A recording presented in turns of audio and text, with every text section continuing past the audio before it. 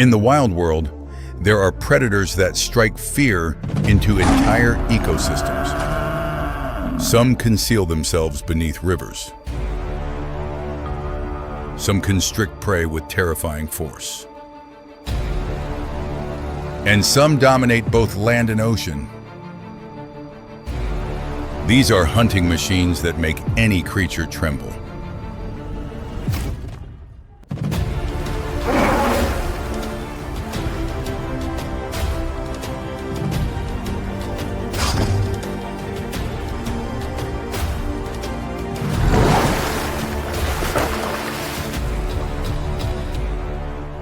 Giant monsters, the most terrifying predators. A thin mist clings to the towering canopy, casting a tranquil yet mysterious veil over the forest.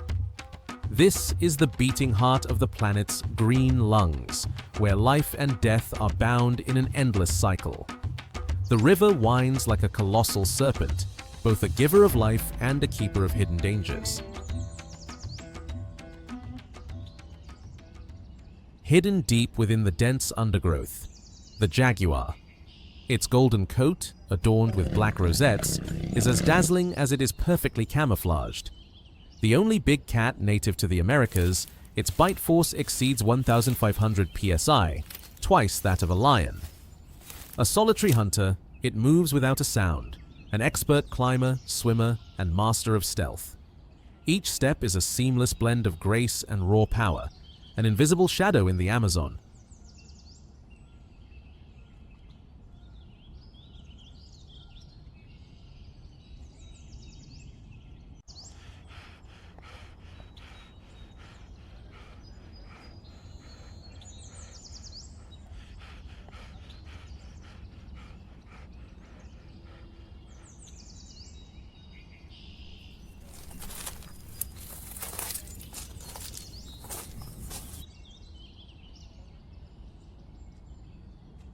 But this forest is more than a hunting ground. It is also a sanctuary for delicate beauty, though such peace is fleeting. Unlike many other cats that hunt only at night, the jaguar can be active both day and night, adapting to its surroundings and the presence of prey.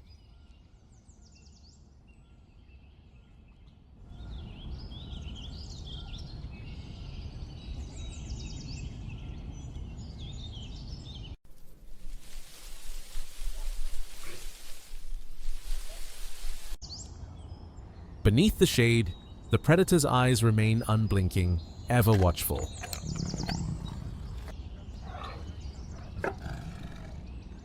Today, hunger draws it toward the riverbank, where prey and danger await.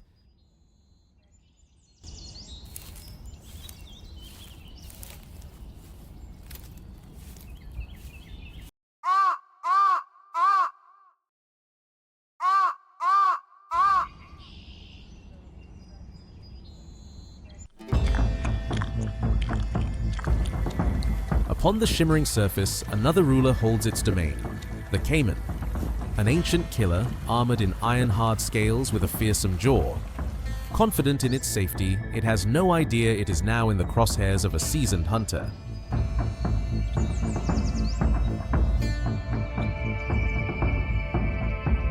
Without a single sound to betray its approach, the jaguar closes in, step by careful step.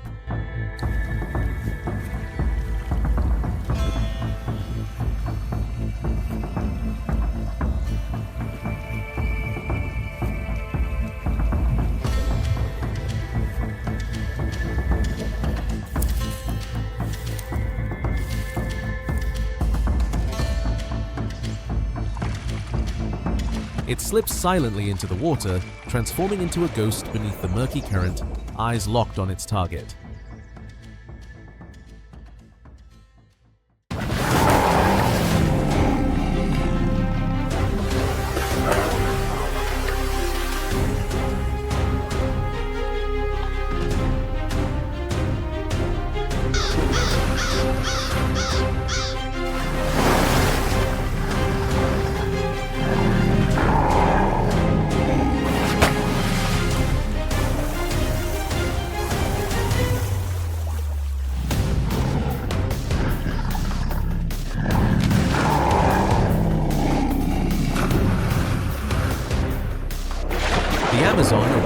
ancient lore.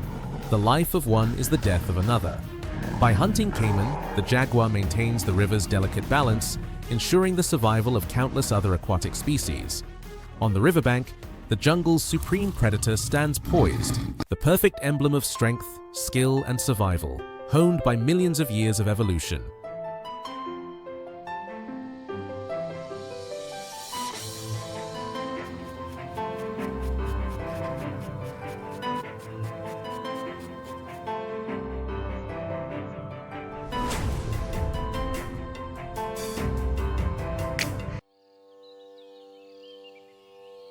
Dawn over the Serengeti grasslands. The first light of a new day spreads across the horizon.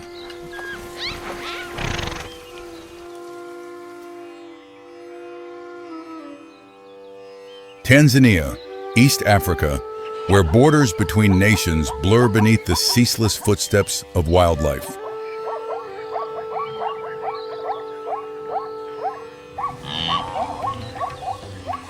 This is the land of great migrations, where millions of wildebeest and zebras move with cycles of rain and drought.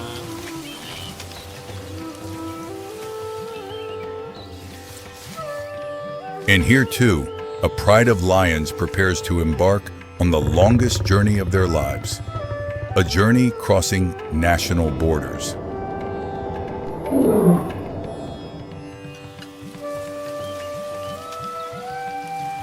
The pride consists of 6 adult females, 2 male lions, and 4 6-month-old cubs.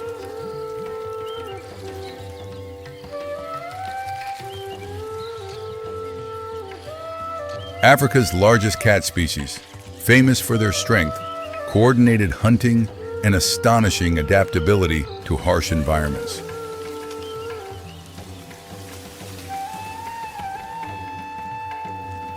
The dry season has lasted over 4 months, water sources gradually depleting, prey increasingly scarce.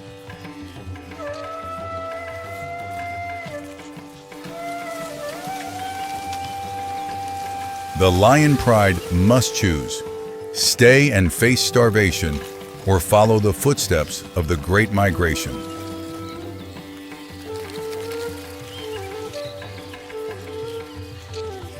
The decision has been made. The entire group will head toward Kenya, where rains have already begun arriving earlier.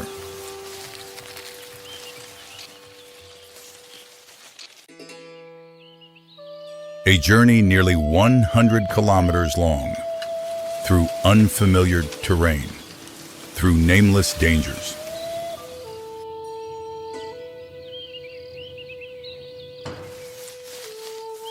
Wildebeest went ahead 2 weeks ago. The tracks still very clear. This is the route their ancestors traveled for thousands of years.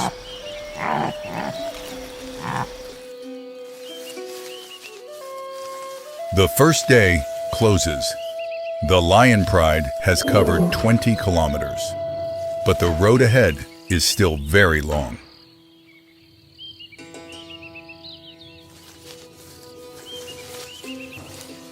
Lions are the most complex group living animals in the cat family. Cooperation is the key to survival.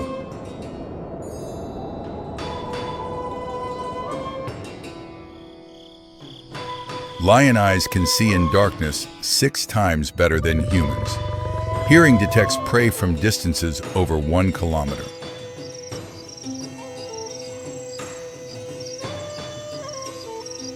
From afar rings the deep rumble of another lion pride, a clear sign they've entered territory.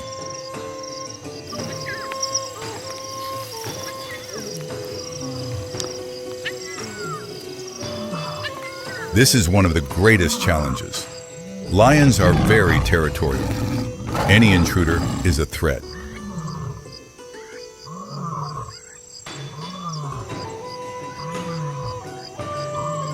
But our pride doesn't seek conflict. They just want to pass through, quietly and quickly.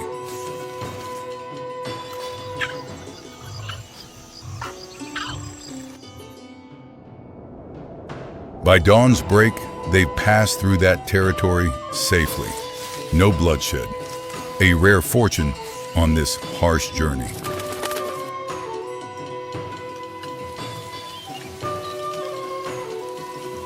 Day 4. They reach another boundary. No signs, no fences, but this is the most dangerous boundary.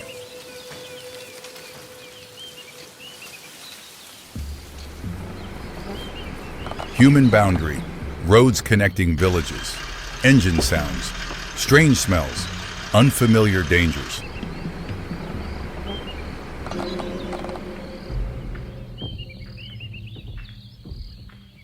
Over 30 lions are killed by vehicles each year on these roads. Humans and wildlife are sharing the same space.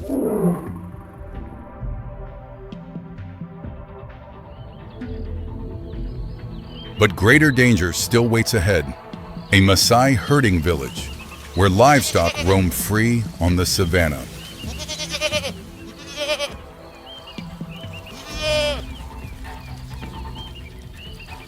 For hungry lions, a goat is a much easier target than wild antelope. But that's also people's livelihood.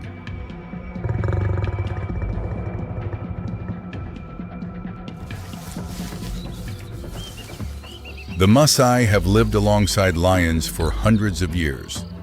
They understand their presence, but cannot always be tolerant.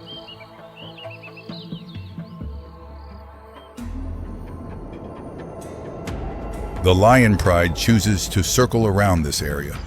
They don't hunt, don't provoke. Survival instinct guides each step.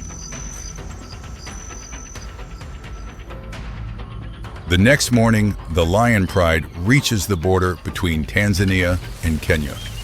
An invisible line on maps, but to them, just continuing grassland. In Kenya, conservation policy differs from Tanzania.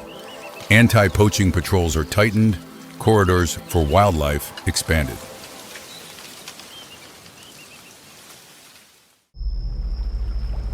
However, the greatest challenge still lies ahead. The Mara River flows swiftly, water murky and full of crocodiles.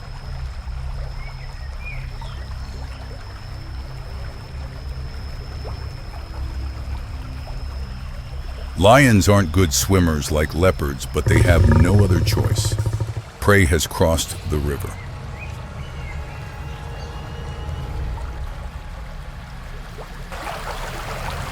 The male lion advances first to test depth. Water rises nearly to its head. It roars a signal.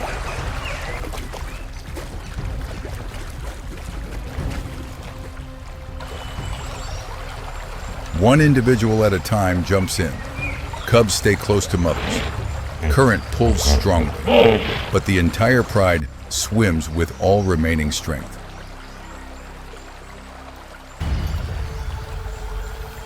A crocodile approaches, but before it can attack and the lion group reaches shore, it must retreat.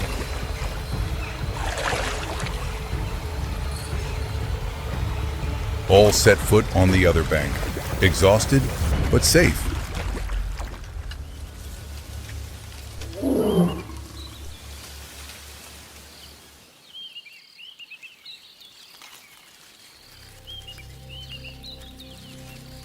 They've entered Kenya, into Masai Mara, where green grasslands stretch to the horizon.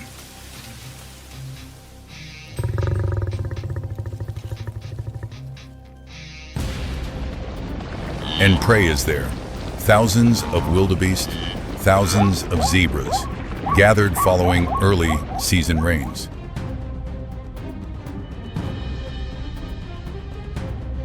That day, the lion pride brought down an antelope. It's the first meal after nearly a week of hunger and thirst. And this time, all members share portions. In short attack phases, lions can reach speeds up to 60 kilometers per hour. However, the crucial factor is always surprise.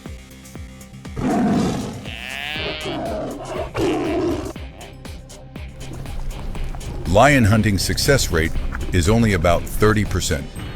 Each hunt is a risky gamble, and thus, each meal carries survival value.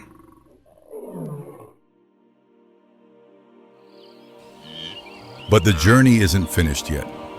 The wildebeest herd will continue moving with the rains, and the lion pride will continue following their tracks.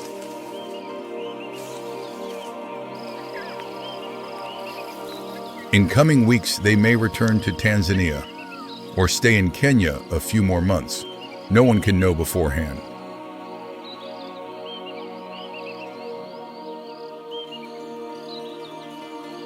But political boundaries can't stop survival instinct. Lions have moved like this for thousands of years.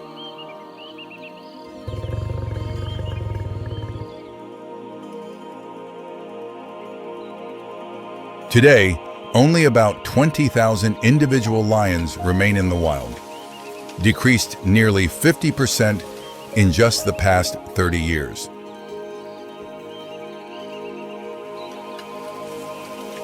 The greatest threat to them isn't nature, but shrinking habitat and increasingly escalating conflict with humans.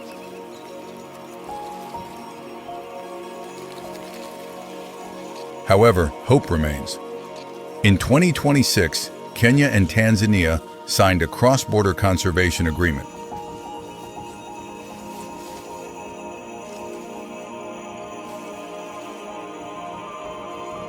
Wildlife corridors are protected, allowing lions and many other species to move freely according to life's natural rhythm.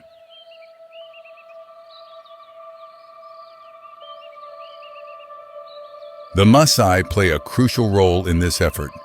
They are the first guardians and also the bridge between humans and wildlife.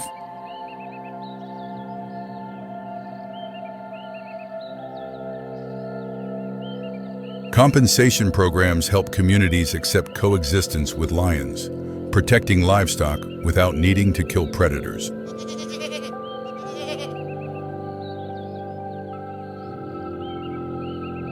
Educating the younger generation helps them understand that lions aren't enemies, but heritage, the country's common asset.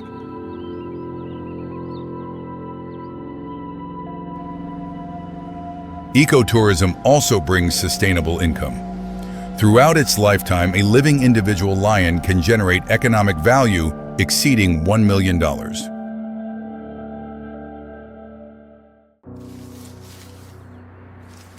Conservation, thus, is not just protecting animals, but protecting the entire ecosystem and the people living within it.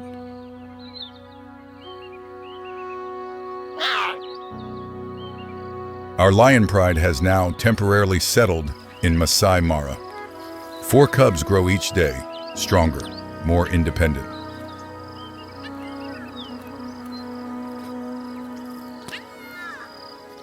One day, they too will undertake their own cross-border journeys, like their parents, like their ancestors.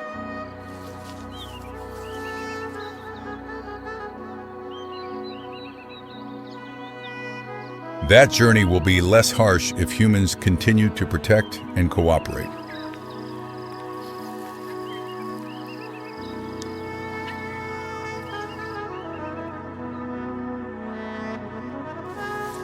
Lions are symbols of Africa, apex of the food chain, guardians of balance for the entire savanna.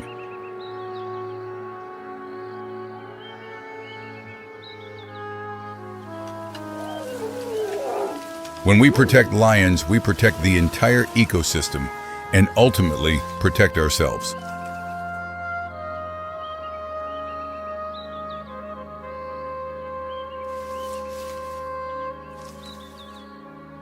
Borderlines on maps may divide nations, but nature doesn't recognize boundaries. Life has no borders.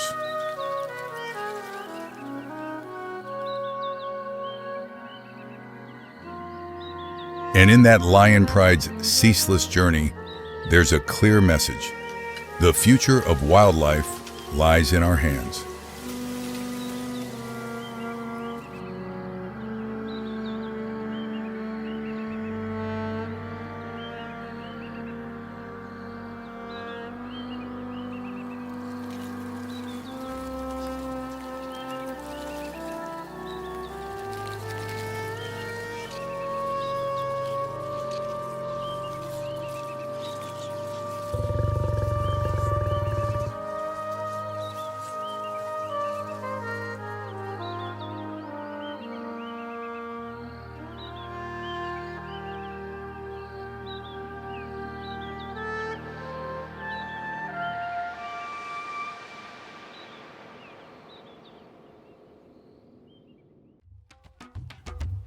Amid the remote islands of Indonesia, a giant creature has endured for millions of years.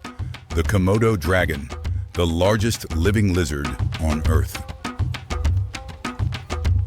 They can grow up to 3 meters long, weigh over 90 kilograms, with a massive frame, slow but relentless, symbols of ancient power.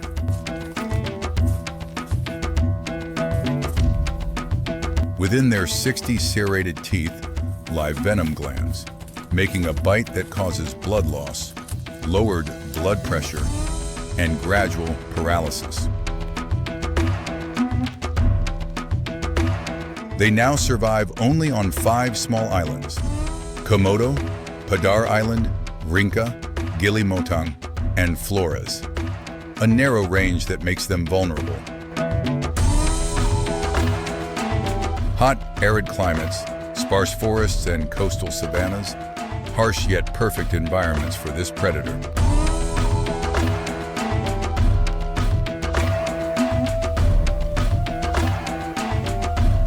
Timor deer are their main food source, but they also hunt wild boar, goats, and never turn down carrion reeking from kilometers away.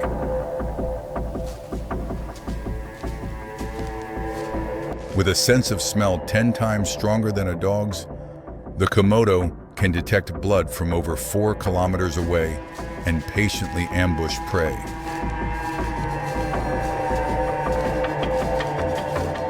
A confrontation is about to unfold.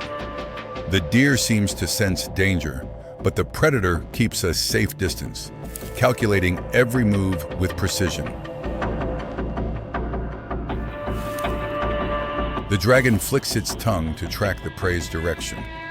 Scent particles in the air give it all the information it needs to plan its attack.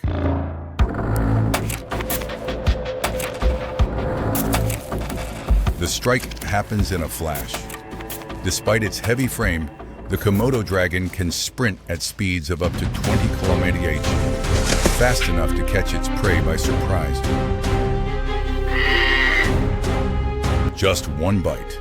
Its serrated jaws tear flesh while injecting a potent venom cocktail that causes shock and prevents blood clotting.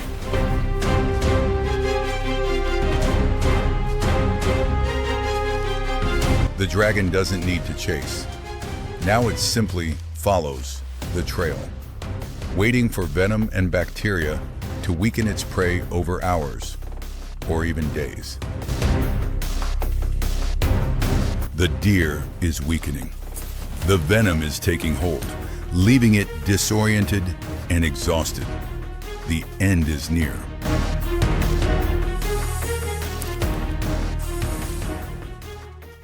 The scent of blood draws in other dragons from across the island. The feast begins, a brutal yet necessary scene in the wild.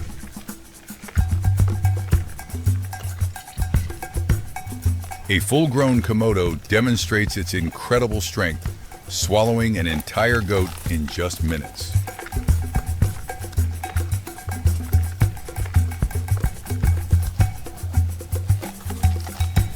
Thanks to flexible jaws and expandable stomachs, an adult dragon can devour prey weighing up to 80% of its own body weight in a single meal.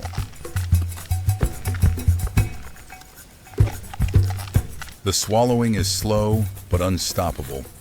Its throat expands astonishingly as it gradually pulls the prey inside, a rare spectacle in nature. After such a banquet, the dragon finds a warm place to rest. Digestion can take days, during which it becomes sluggish and inactive.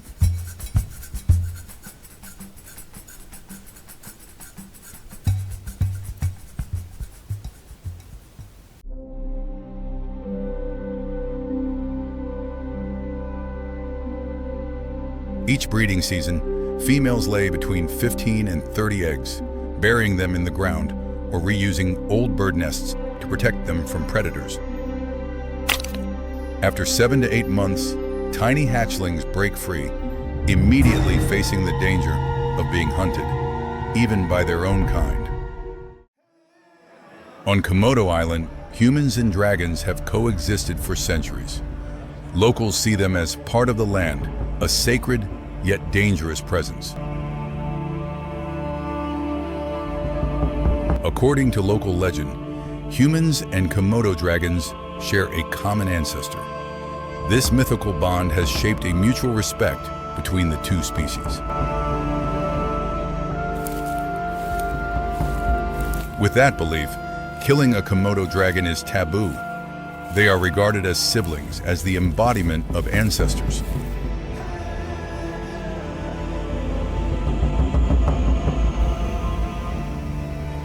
Today, only about 3,000 to 5,000 remain in the wild, making them an endangered species.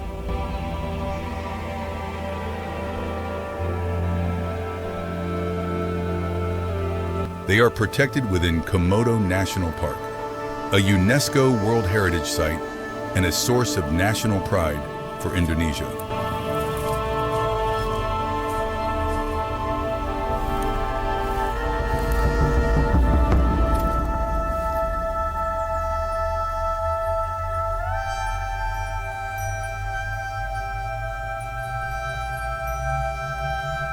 But climate change, water scarcity, and poaching threaten their survival.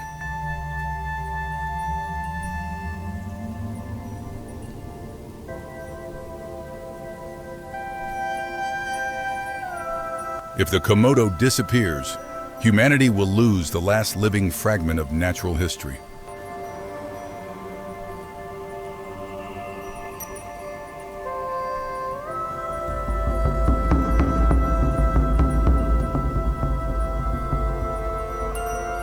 They are not just lizards, but living legends, proof of nature's power.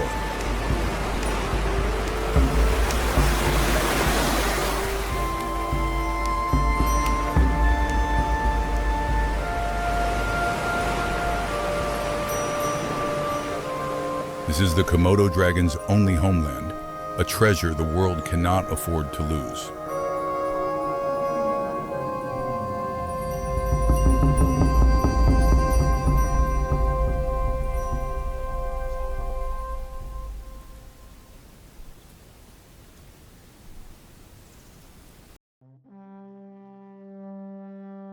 In the dense forests of Africa, morning sunlight filters through the canopy, where every creature seeks to survive in its own way. This is home to antelope, monkeys, wild pigs, and countless bird species. But here too, in the darkness of thick canopies, a hunter watches. Each leaf trembles slightly. This is no ordinary forest. This is territory of nature's most perfect predator. In dappled light, rosette spots appear clearly. This is the leopard, one of the planet's most mysterious and talented big cats.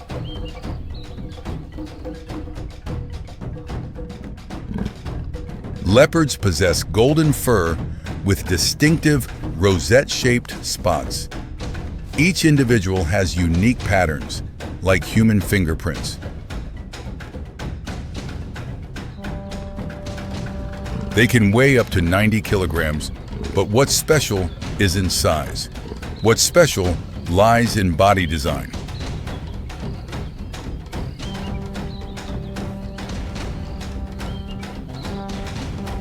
Tail nearly half as long as the body, functioning as a perfect balancing pole.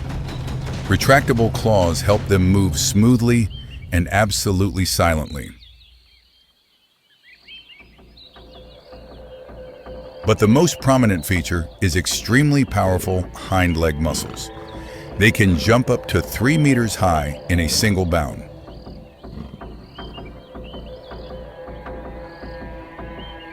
Leopards are the only big cats that can live completely in trees. They eat, sleep, even give birth on branches dozens of meters high.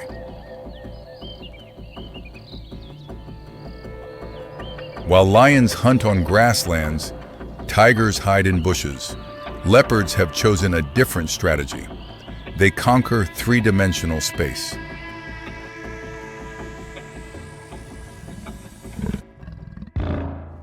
Sharp yellow eyes scan every space. Hearing 5 times more acute than humans.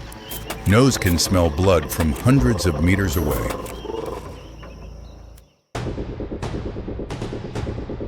Now the mission is clear. An antelope grazes not far away. It hasn't yet realized it has entered the sights of the perfect predator.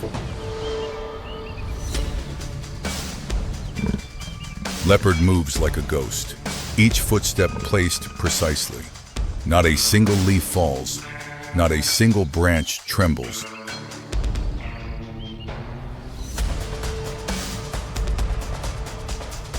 Distance narrows, 5 meters, 4 meters, body lowered, tail stretched straight to maintain balance. The moment has come.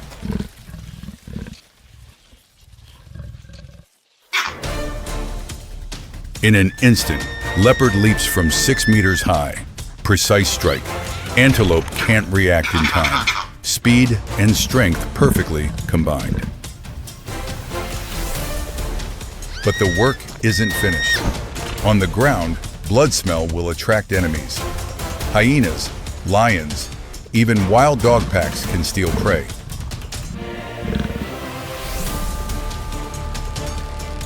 The leopard's solution is unique. They drag prey up trees. A 40-kilogram antelope carried to 5 meters height using only jaw and neck muscles. Step by step, meter by meter. Weight double the body, but leopards still climb steadily. This is strength evolved over millions of years.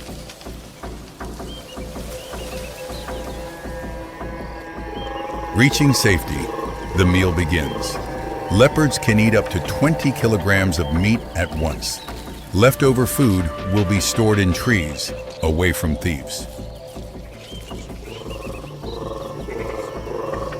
But it's not always favorable. Sometimes prey isn't on the ground. They're right in trees, among thick canopies.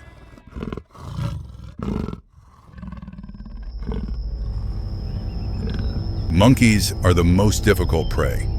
They're agile, vigilant, and always live in groups. But leopards have an advantage no other big cat possesses. Absolute silence in trees. They move from branch to branch, blending into canopy shadows. Spotted patterns help them become completely invisible.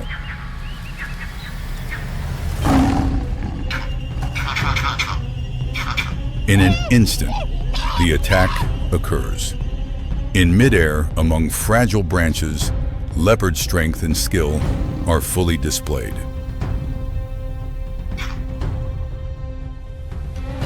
Despite being apex hunters, leopards also face challenges.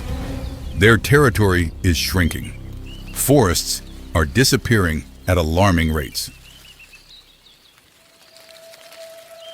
Leopard numbers in the wild have decreased over 30% in the past 3 generations. From African deserts to Asian rainforest, the story is the same. But adaptability has helped leopards survive through millions of years. They can live in minus 30 degree or 45 degree heat.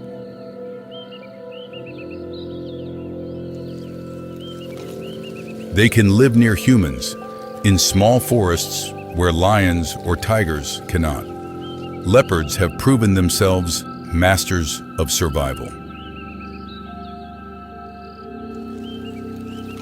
In 2026, conservation efforts are being accelerated. Movement corridors are established. Forests are more strictly protected.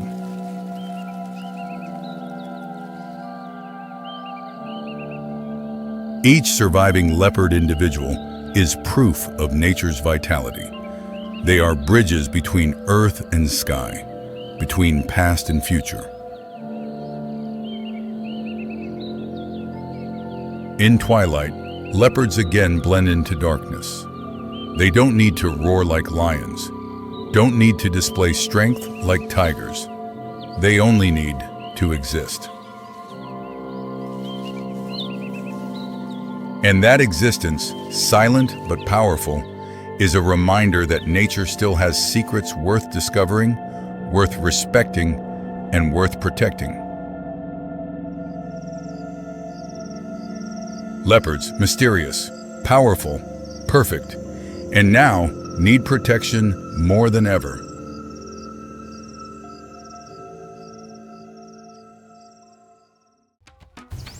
The African savanna under afternoon sun. A small creature digs near the base of an acacia tree, black and white contrasting back, moving slowly and seemingly harmless. This is the honey badger, one of the most misunderstood animals on the planet. The internet calls them the most fearless creatures in the world, immune to venom. But the truth is far more complex. Honey badgers aren't immortal. They're not completely immune to venom. They simply resist it better than most animals. This is the story of a creature living amid constant danger, about how they survive not through supernatural powers, but through intelligent biological adaptations. Popular belief suggests honey badgers can eat venomous snakes with absolutely no harm, and many viral videos make them look invincible.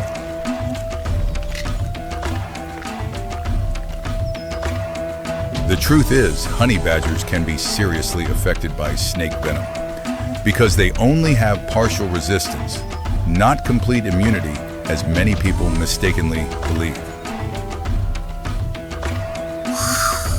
Research shows that when bitten by venomous snakes, honey badgers typically lose consciousness for 2 to 5 hours, not able to stand up and continue fighting immediately, as legend suggests. What's remarkable is their recovery ability, because while most animals of similar size might die within minutes, honey badgers can still survive and recover. The secret lies in special protein structures in their blood, with molecules that can bind to venom, slowing its spread and reducing critical damage.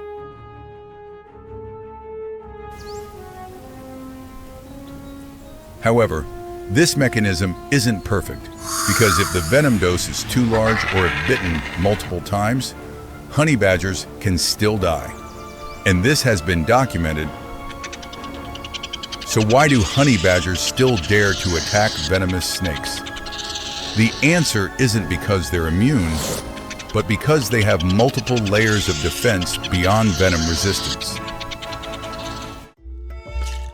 The first line of defense is thick skin.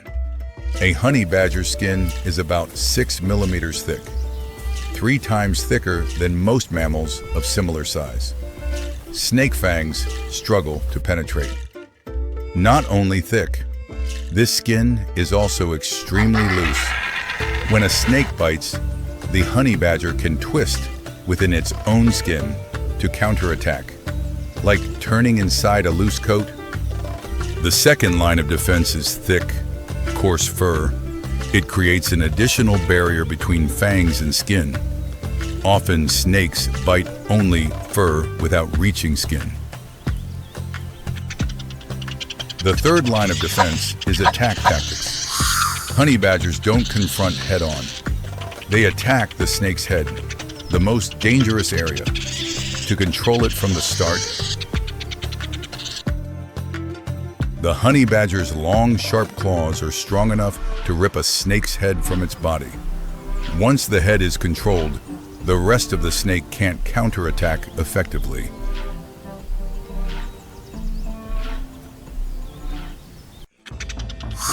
But even with all these defenses, honey badgers don't always win. If bitten in a critical spot, they still pay the price. Researchers in the Kalahari documented a case where a honey badger lay unconscious for nearly 4 hours after being bitten by a cobra. During that time, they're completely vulnerable. Lions, leopards, or hyenas could easily kill a honey badger in this state. Venom resistance is useless against other threats when the body is immobilized. But if lucky enough to survive the dangerous period, the honey badger will wake up. Often they'll continue eating the very snake that bit them, as if nothing happened. This behavior isn't because honey badgers are stubborn or stupid. It's a survival strategy. Snakes are a valuable protein source in an environment where food is scarce. Honey badgers don't just face venomous snakes. They also raid honeybee hives, enduring hundreds of stings. But once again, they're not immune to bee venom. Thick skin and dense fur help reduce the number of stings reaching the skin. But many stings still succeed. Honey badgers swell, suffer pain, but don't give up. The reason they accept this risk is that beehives contain honey and bee larvae, extremely high sources of energy and protein in the arid savanna. This is a precious meal. So are honey badgers truly fearless? Not exactly. They calculate risk like any other animal, but their threshold for acceptable risk is higher because they have multiple defensive layers. Research shows honey badgers still avoid snakes that are too large or situations too dangerous. They're not recklessly foolish. They only take risk when chances of success are high. Average lifespan of honey badgers in the wild is only about 7 to 8 years, much lower than other carnivores of similar size. Risk has its price. In early 2026, honey badgers are still common in many African regions. But habitat loss and conflicts with livestock farmers are increasing. Farmers often kill honey badgers because they dig burrows near livestock pens and steal chickens. But honey badgers play crucial roles in controlling venomous snakes and insects. Honey badgers teach us that strength doesn't come from being immune to danger. It comes from having enough tools to face danger and recover afterward.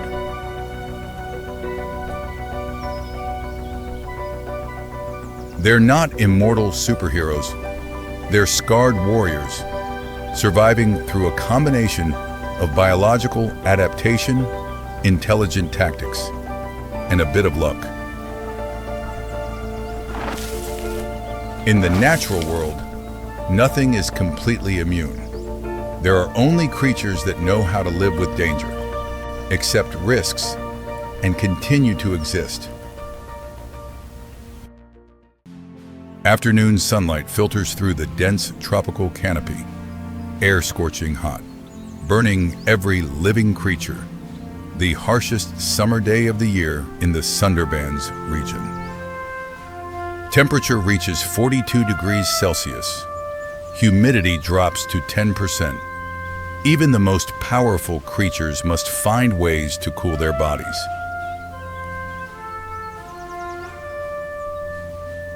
The river flows with murky water, cool, inviting, but beneath the seemingly calm surface, danger still lurks.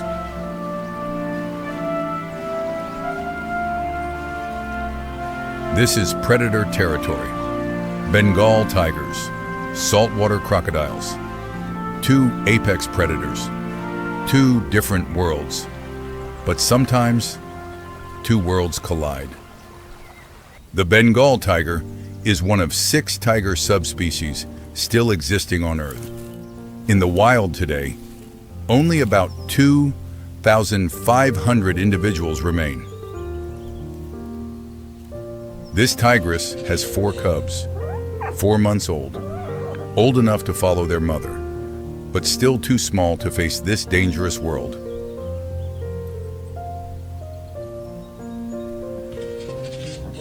Each weighs about 20 kilograms. Canines just emerged, claws still soft. They depend completely on their mother's protection.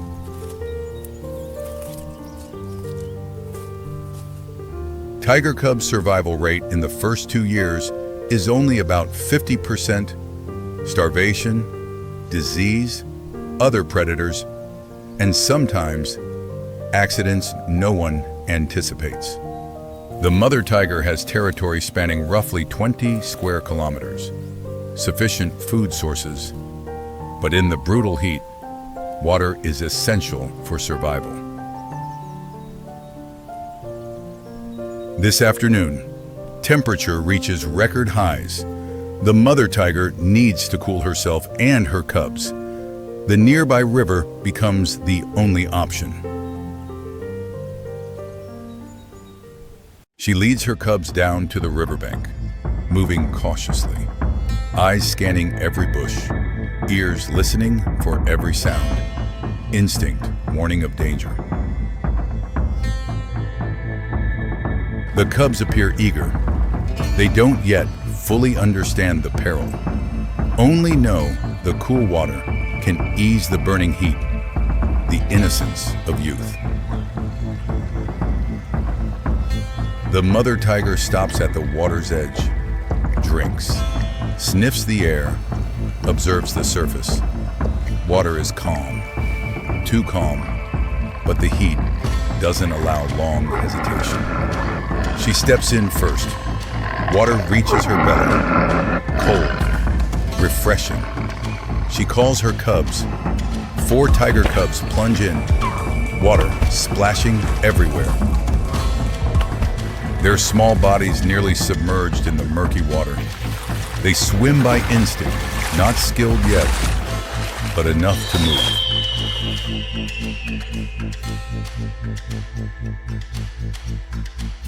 The mother tiger moves slowly. She probes the mud beneath her feet, all senses operating at maximum, a deep vigilance evident. Saltwater crocodiles are the largest surviving reptiles. They can reach 7 meters long, weigh over a ton, and have lived in this region for millions of years. They lie still on the riverbed, just waiting, sensing vibrations in the water, detecting prey from afar.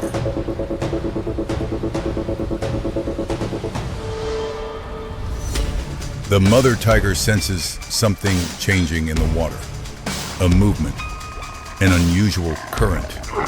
She emits a low warning growl.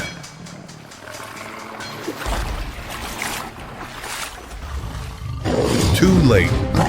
From the riverbed, a violent surge of water erupts. Mud and white foam. A massive muscular mass launches to the surface. One tiger cub is seized unexpectedly. No time to cry out. No time to react. Only the sound of water exploding.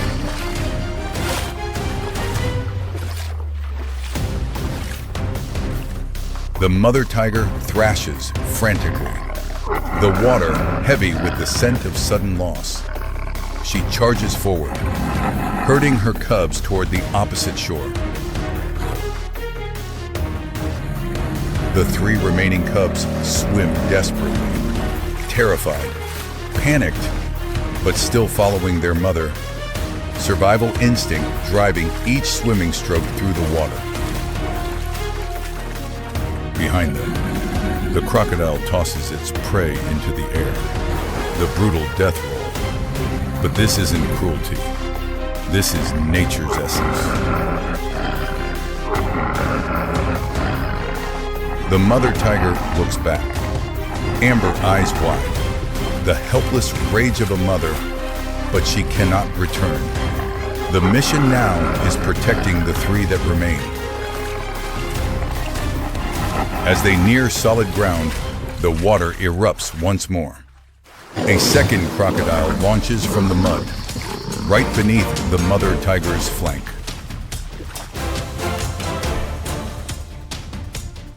The second cub is seized, a desperate cry, then silence. The mother tiger stands like a wall of furious fur, shielding the two remaining cubs. The last two cubs tremble, exhausted but alive. The mother tiger pushes them onto high ground, beyond the water's reach.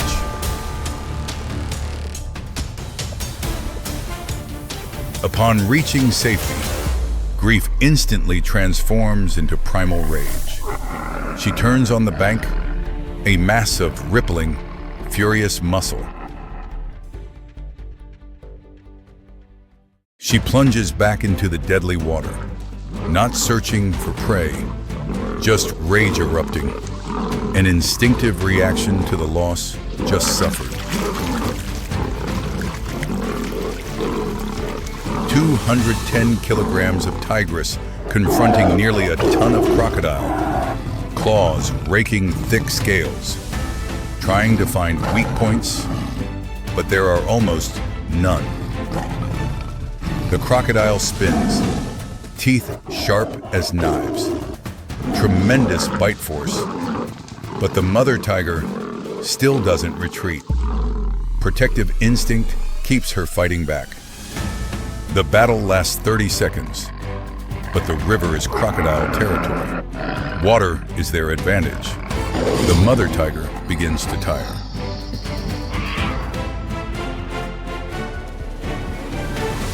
She looks toward shore. Two remaining cubs tremble, waiting. A difficult choice. Continue revenge or return to protect what remains. The two cubs run to her, press close to their mother. She licks them, a gentle, rhythmic motion, a silent signal. The ordeal has ended. But the ordeal hasn't truly ended. She must feed two cubs with less milk than before, must hunt more to compensate for what was lost. Tiger cub survival rates drop sharply after events like this. Psychological stress, nutritional deficiency, and danger always lurking. Climate change raises sea levels. Mangrove forests shrink. Tiger and crocodile territories overlap more. Conflicts increase. Humans also impact poaching, deforestation, pollution. Each year, about 100 Bengal tigers are lost. Time is running short. But hope remains. Conservation areas expand. Anti-poaching patrols strengthen. Local communities participate in protection. Efforts never cease. The mother tiger leads her two cubs away from the river, never returning to that place again. The harshest lesson has been recorded. Water isn't always safe. In the days that follow, she hunts more, sleeps less, always vigilant. The two cubs grow slower than normal, but continue maturing. 6 months later, the two cubs are much larger, healthier, learn survival skills from their mother, and from that fateful day,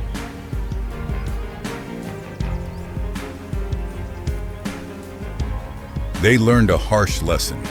Nature doesn't forgive mistakes. Every decision has consequences, and sometimes survival is just luck.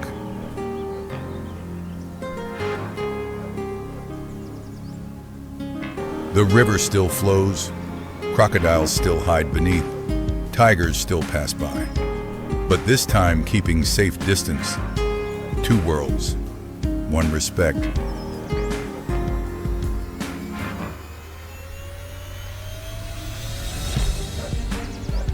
In the silence of the Sundarbans forest, a lesson is recorded.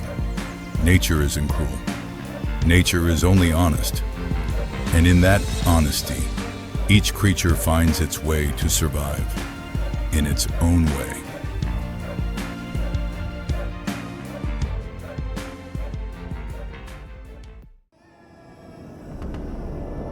The Kalahari Desert awakens with dawn. Temperature rises rapidly from 15 to 30 degrees. A new day begins with survival challenges. Here, every creature has its own story. A story of survival, of memory, of decisions that can change fate.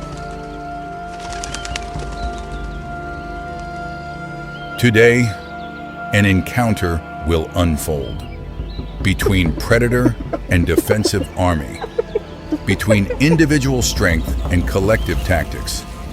Who will claim victory? This is the story of Ravager, an experienced hyena, and a meerkat colony that refuses to surrender. When instinct collides with strategy, Ravager weighs 72 kilograms. The strongest jaws among African carnivores can crush bones.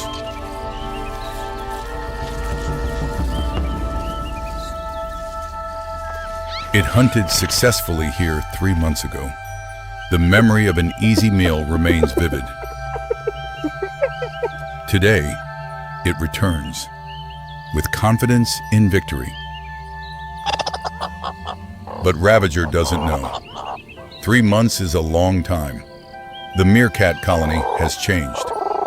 They learned their lesson. They're no longer easy prey.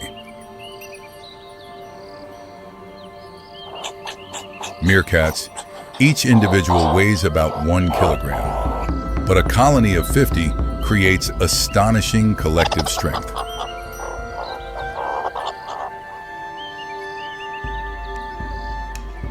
They live in a complex social system, clear division of labor, sentries, hunters, babysitters, and today, all are warriors. Morning. Ravager appears on the sand dune, looks down at the colony. The meerkat sentry detects immediately. A warning call rings out.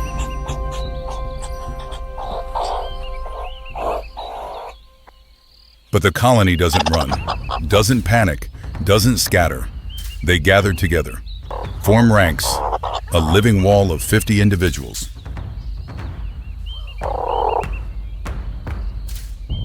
Ravager stops, surprised that the meerkat colony isn't fleeing like last time.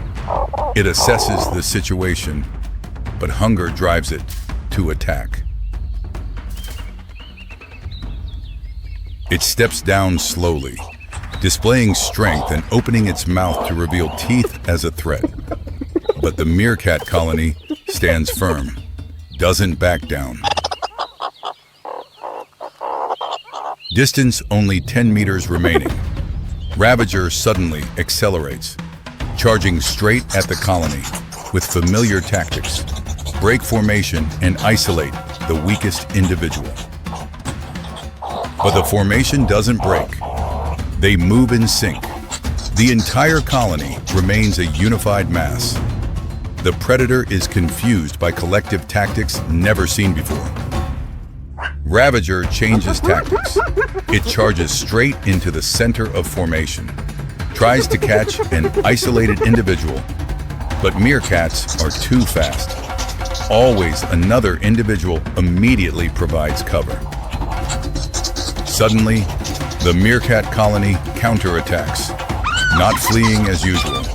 They attack the predator's legs, bite quickly, then immediately withdraw. Ravager flinches in pain. It turns to retaliate, but the meerkat has retreated. Another individual attacks from behind. Then another continues. This is the tactic of numbers. No individual fights alone. When one attacks, another rests. The rotation like the heartbeat of a shared body. Finally, Ravager catches a meerkat. It bites tight, then shakes hard. A short cry rings out, then fades. The price of collective tactics. But the predator has no time to eat. More than 10 meerkats charge at once, biting legs, belly, ears, like living needles stabbing the giant. Ravager spins wildly. It tries to shake off the small bodies clinging tight, but claws dig deep into skin, while tiny teeth continue biting ceaselessly. In seconds, 2 meerkats are caught, but each small victory consumes energy, while the entire colony remains numerous. 5 minutes of fighting. Ravager begins tiring. Breathing becomes heavy. Steps slow down. Small bites accumulate gradually, silently eroding strength. Meerkats don't stop. They sense the change. The predator is weakening. They intensify attacks. Stronger, faster, more ferocious. Ravager tries to back away, retreat toward the hill, but they follow closely, biting hind legs. Small bites make its steps become limping. After 10 minutes, the hunt reverses. Ravager backs against a boulder to defend, like an exhausted warrior, raising a final shield before the small storm. It roars again, the hoarse sound echoing across the grasslands. A final effort to threaten, but the meerkats have seen blood. Fear disappears. In a final surge of adrenaline, the predator breaks out of the encirclement. It kills 3 in succession. A brief gap opens in the sea of small bodies. 5 meerkats lie motionless, the price of victory, but the remaining 45 stand firm, continue attacking like a living wall.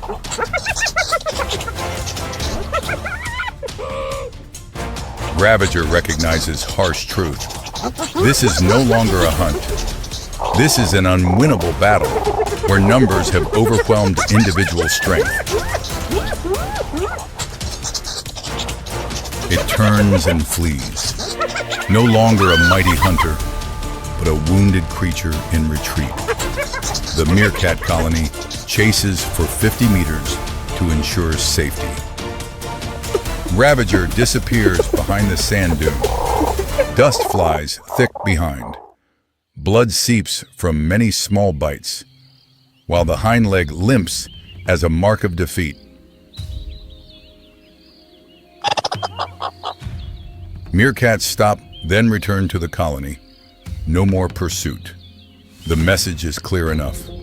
This land is not for solitary predators.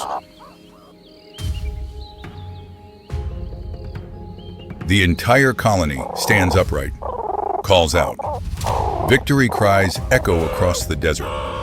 5 have sacrificed, but 45 survive. They look at fallen comrades. The entire colony falls silent, but thanks to everyone's unity, they've repelled the enemy.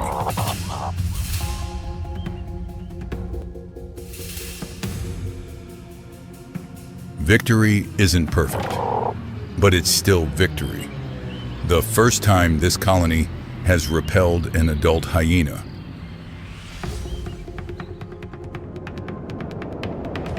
In following days, Ravager doesn't return. Wounds gradually heal, but the memory of battle remains. It seeks other hunting grounds, less risky. Meerkats' collective defense tactics are one of nature's greatest wonders.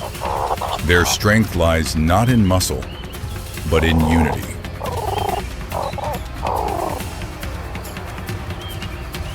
But not every herd is so fortunate. When the numbers fall below 30 individuals, the defensive system weakens. At that point, a single hyena can still make a successful kill. Climate change affects both species. Prolonged dry seasons make food scarce, causing meerkats to birth fewer young, while hyenas must expand hunting territories. Both are important species in the ecosystem. Meerkats control insects. Hyenas clean up carcasses as nature's silent gatekeepers.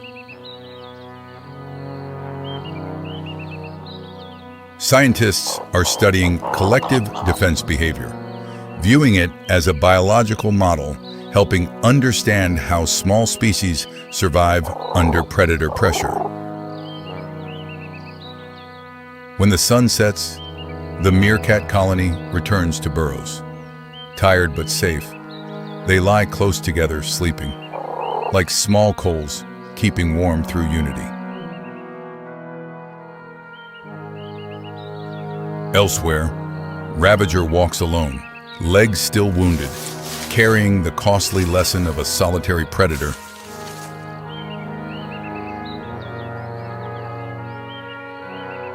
In the silence of the Kalahari Desert, two lessons are rewritten. For Ravager, no prey is truly easy. For meerkats, unity is the strongest weapon. Nature doesn't distinguish large or small, strong or weak.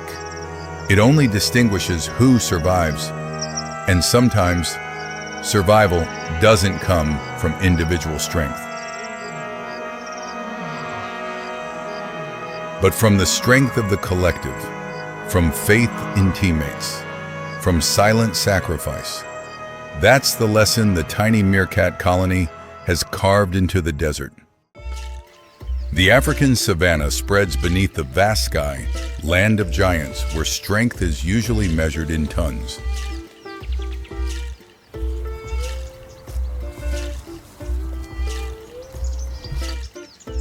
But strength in nature isn't only measured by size. There's another law, more subtle. It's the ratio between strength and body weight.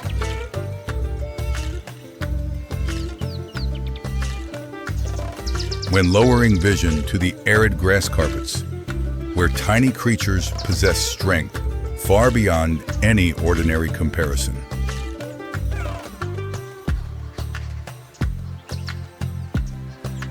This is the story about strength in nature. Not about the largest, but about creatures that found ways to maximize every gram of their body. On a fresh buffalo dung pile, a small creature is working. Dung beetle, Scarabaeus sacer, only 3 centimeters long and weighing 2 grams. The dung beetle is doing something seemingly impossible. They're shaping and rolling a dung ball weighing 200 grams, 100 times their body weight.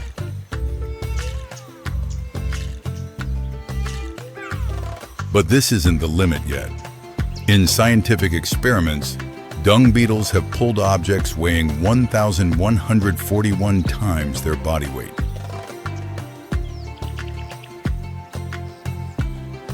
To visualize, this equals a person weighing 70 kilograms lifting 80 tons, nearly equal to a modern tank.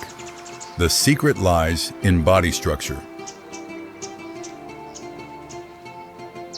Dung beetles have hard exoskeletons made from chitin. Muscles inside attach directly to the shell, creating an extremely efficient lever system. Not far away, a long line moves on the ground. Leafcutter ants, Atacephalotes, each individual weighing only a few milligrams, but carrying leaf pieces many times larger than their body. Leafcutter ants can carry objects 50 times their body weight, moving vertically and gripping firmly on all surfaces, even smooth ceilings.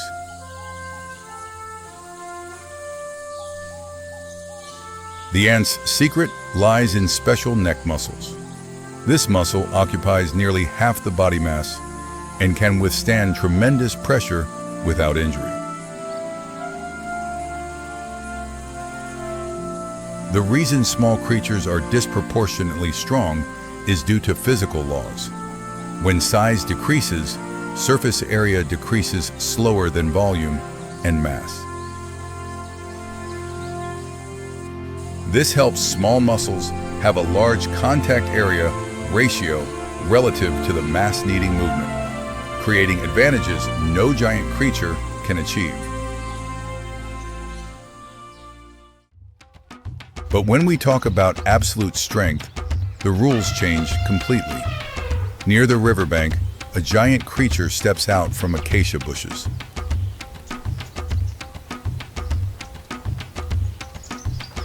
African elephant, Loxodonta africana. Adult males can weigh up to 6 tons. This is the largest land animal still existing on the planet. The elephant trunk is nature's most versatile tool. Made from over 40,000 separate muscle bundles, no bones, completely muscle and tendon.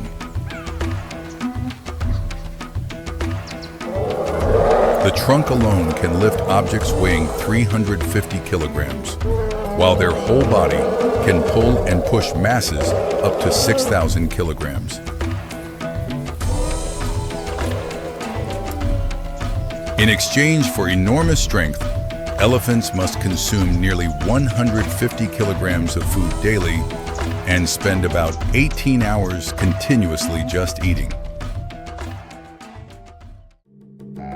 Not far away, white rhinoceros Ceratotherium simum appears. Males weighing over 2 tons, possessing horns up to 1.5 meters long, full of power. Thanks to extremely developed neck muscles, rhinos can lift and fling objects weighing over 1 ton, turning the horn into a terrifying attack weapon.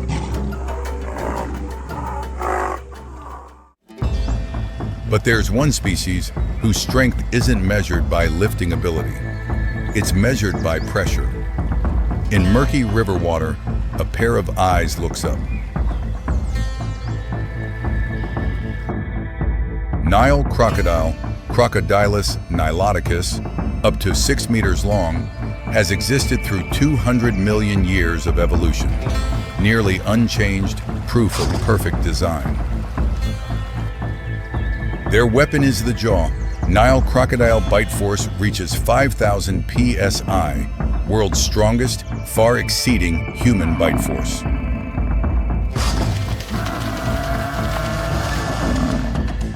When attacking, crocodile jaw-closing muscles contract with tremendous strength, enough to crush buffalo bones or hold tight until drowning.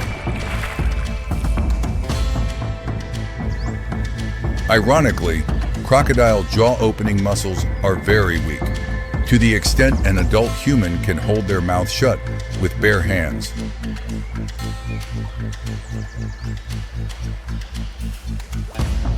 Evolution only invested energy in closing jaws, not opening them, showing natural strength always optimizes according to survival objectives.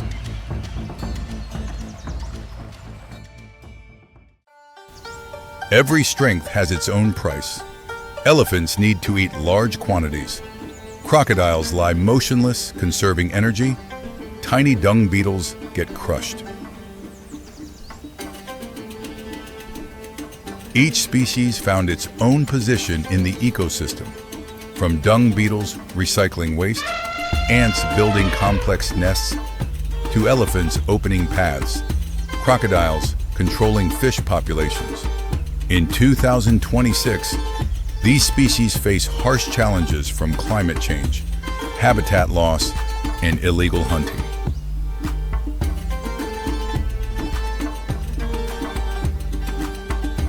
Facing that reality, conservation efforts are being intensified with expanded reserves and tightened laws when people realize limits.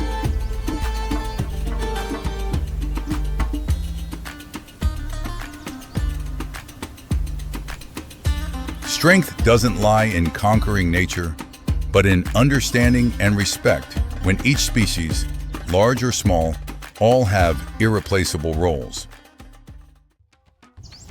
In the heart of Africa, where land meets water, lies a remarkable ecosystem, the Okavango Delta.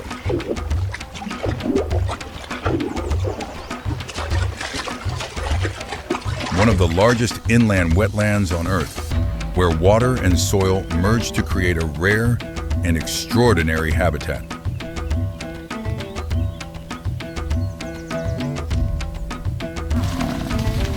African buffalo wade through shallow waters. Lechwa antelope leap across muddy banks. This is a paradise for species adapted to life with water. But within this flooded world lives a predator that has crossed familiar boundaries. A big cat few would expect, the swamp lion.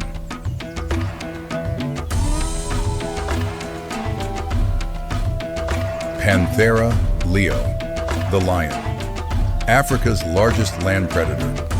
Here in the Okavango, it has evolved into a distinct branch. An adult male weighs nearly 200 kilograms. His mane is thinner, an adaptation to the humid environment.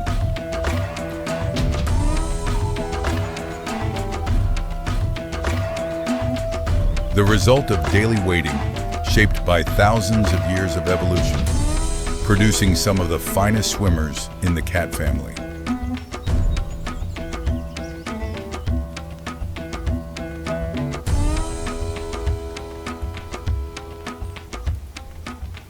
Today, only around 300 lions remain in the Okavango, a rare population strictly protected by the government of Botswana.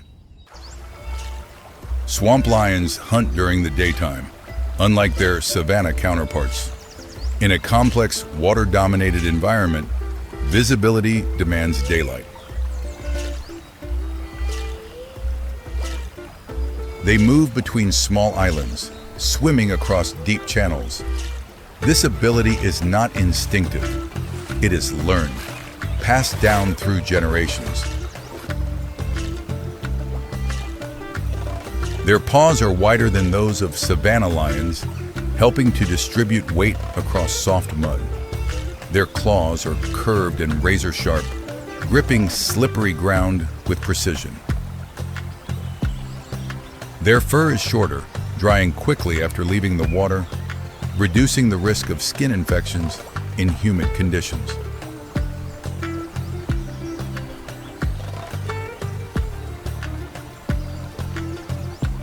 Adaptation is not only physical, but behavioral. Swamp lions have learned to live with water, turning challenge into advantage.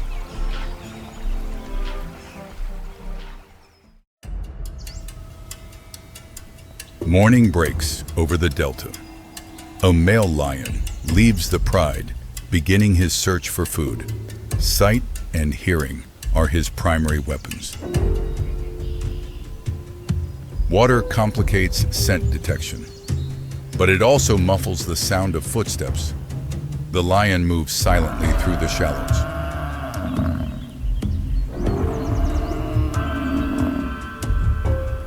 African buffalo, nearly 800 kilograms of muscle, a favored prey of swamp lions, and their most dangerous challenge.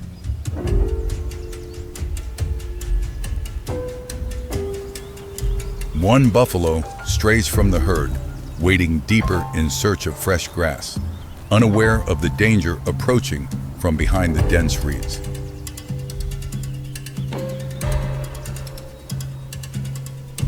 The lion advances slowly, step by step. Water rises to his chest. The distance closes. 20 meters, 15, then 10. Suddenly, the buffalo turns and spots the predator. Too late. The lion charges, water erupts. The confrontation begins.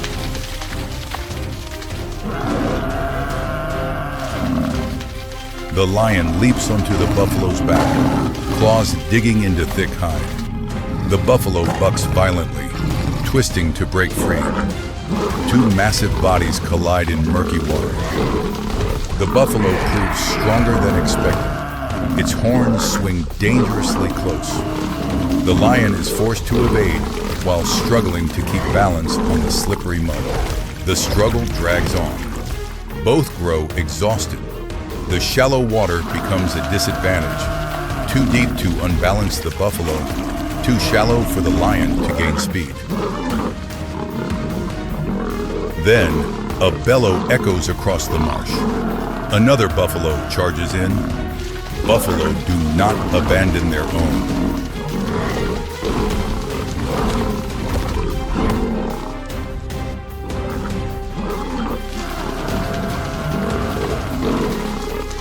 Now two buffalo face a single lion. The balance shifts instantly. The lion knows it. Victory is no longer likely.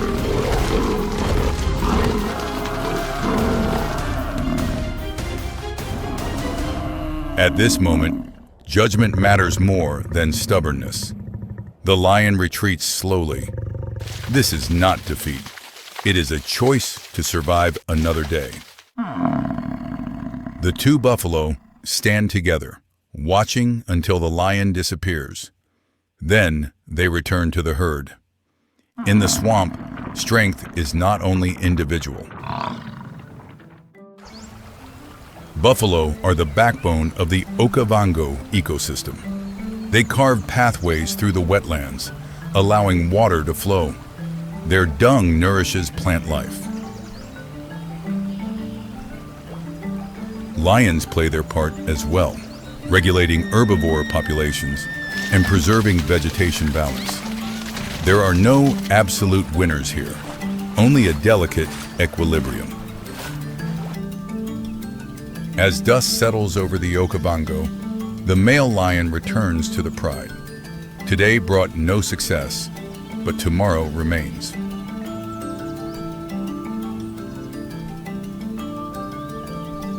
Swamp lions are proof of a nature's resilience, the power of adaptation to overcome challenges, turning the harshest places into home.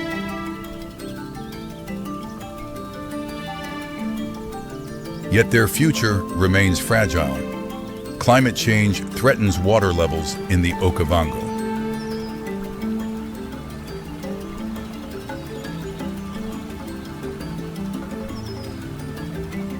Protecting the Okavango means protecting an evolutionary miracle, a place where lions can swim, where water meets land, and where life always finds a way.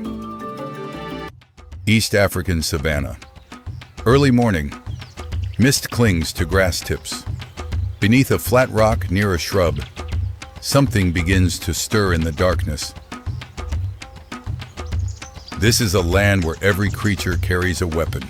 Fangs, claws, speed, mass, and sometimes the smallest weapon is the most dangerous. And among all venomous species in Africa, there's one that even lions cannot completely ignore when they appear on the same ground.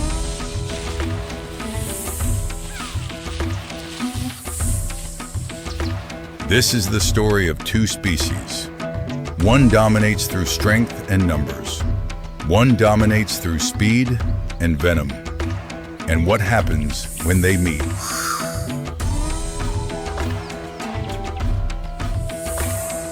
Black mamba, Africa's largest venomous snake and the world's fastest snake. Average length 2.5 to 4.5 meters. The name black mamba doesn't come from scale color. Their scales are actually grayish-green to olive brown. The name comes from the pitch-black color inside the mouth, which they display when threatened.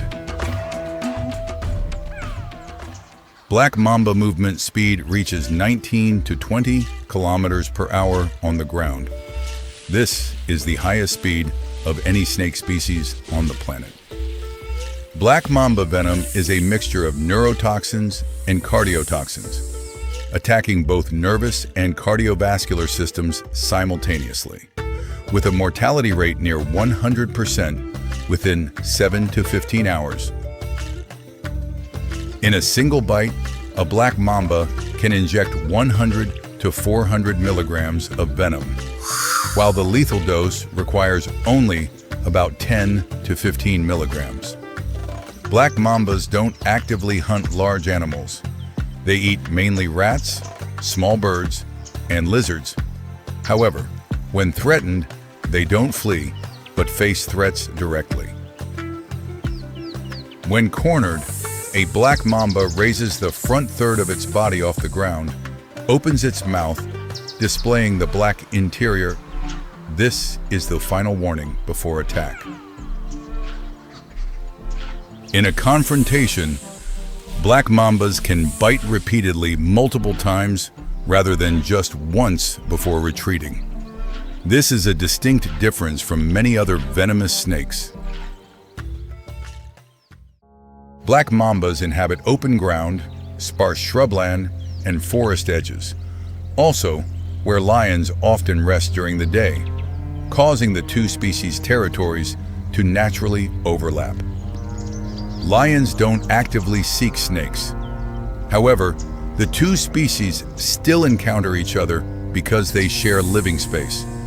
One misplaced step, a snake awakened, and that's enough. Midday, a lion lies resting beside an acacia trunk, less than 2 meters away.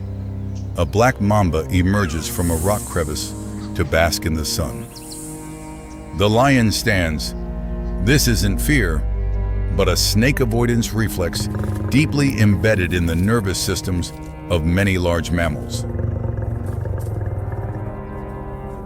The black mamba raises its head, displays its black mouth, body coiled lightly behind the head, ready. It doesn't slither away. It stands its ground, appearing much larger. The lion stands still, observing, not advancing, not retreating. In lion prides, the mamba is a species that young ones learn to avoid very early. After a few minutes, the black mamba begins slithering in another direction, not hurried, not panicked, simply choosing to leave on its own terms. The lion doesn't pursue or attack. In nature, a confrontation ending without casualties is the optimal outcome for both.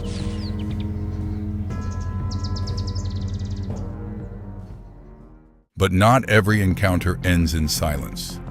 When inexperienced young lions curiously approach black mambas, that's another danger.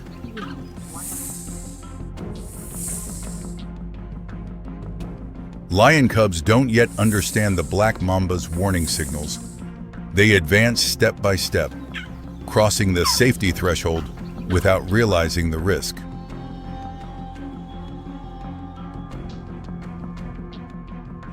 The mother lioness detects this in time and rushes over, using her body to push the cub out of striking range before the mamba can react. Facing an adult lion, the black mamba changes its decision. It retreats, then slithers quickly into nearby bushes.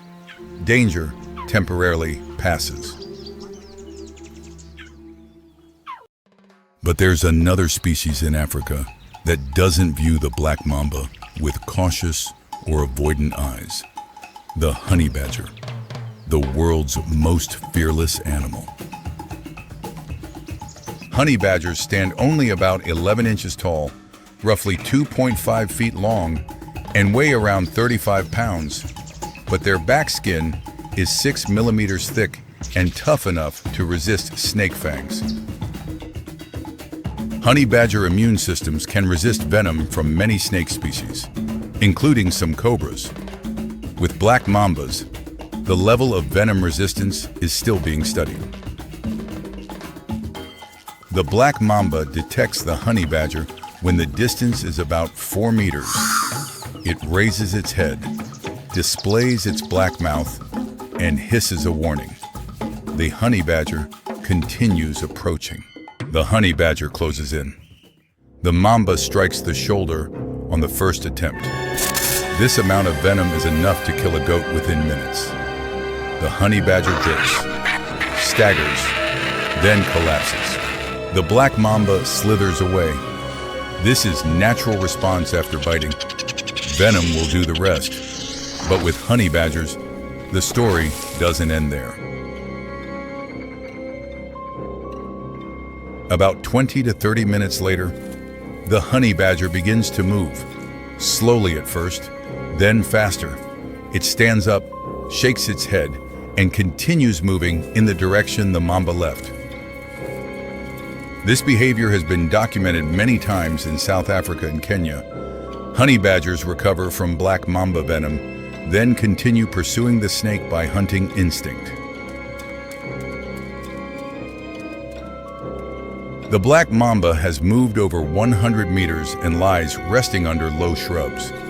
When it detects the honey badger still approaching, the situation becomes unusual for it.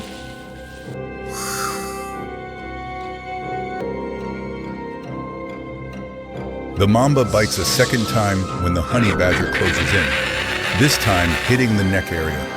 The honey badger falls again. The snake immediately climbs a nearby low tree.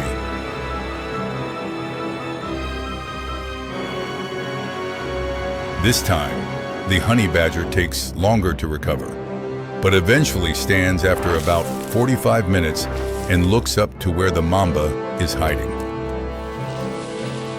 The mamba leaves the tree and slithers faster than before. This is the true speed of the world's fastest snake when deciding to retreat.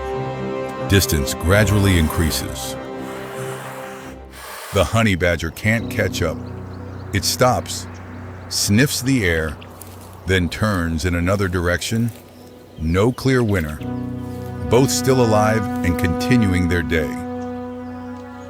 Very few species can endure 2 black mamba bites, fall twice, and still stand up. The honey badger doesn't win, but the mamba can't defeat it either. The question isn't whether the black mamba can win. The issue is what victory means when neither needs to destroy the other to continue existing. In nature, a victory has only one definition: still alive the next day. Today, both black mamba and honey badger meet that criterion.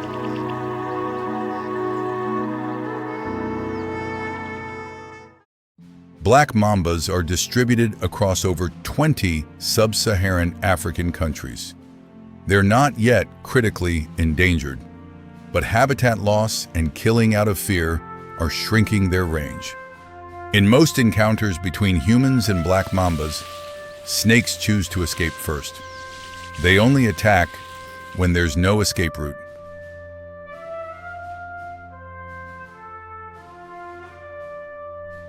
Lions know to avoid mambas. Honey badgers know how to cope. Both accumulate experience over generations of coexistence, contributing to maintaining natural balance. Black mambas don't need to defeat lions. They only need to be respected enough not to be stepped on. Over millions of years of evolution, that rule has been effectively established. Evening descends on the savannah. The black mamba slithers back to its familiar resting spot beneath the flat rock where it left this morning. The circle of one day closes. In darkness beneath the rock, the mamba coils. Body temperature drops with the surrounding ground. Nervous system gradually shifting to resting state, awaiting the light of a new day. Black mambas aren't Africa's most dangerous species by actual statistics. Crocodiles, hippos, and even mosquitoes cause more deaths each year. Venom isn't a tool of conquest, but a means of survival. For millions of years, it's helped mambas exist alongside the king of the grasslands. And that is enough. The sun has not yet reached its peak. The African grassland stretches out in silence.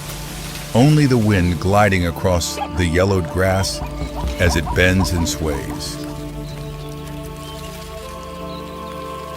In the distance, a small figure moves low to the ground, steady, unhurried, as though it knows exactly where it is headed.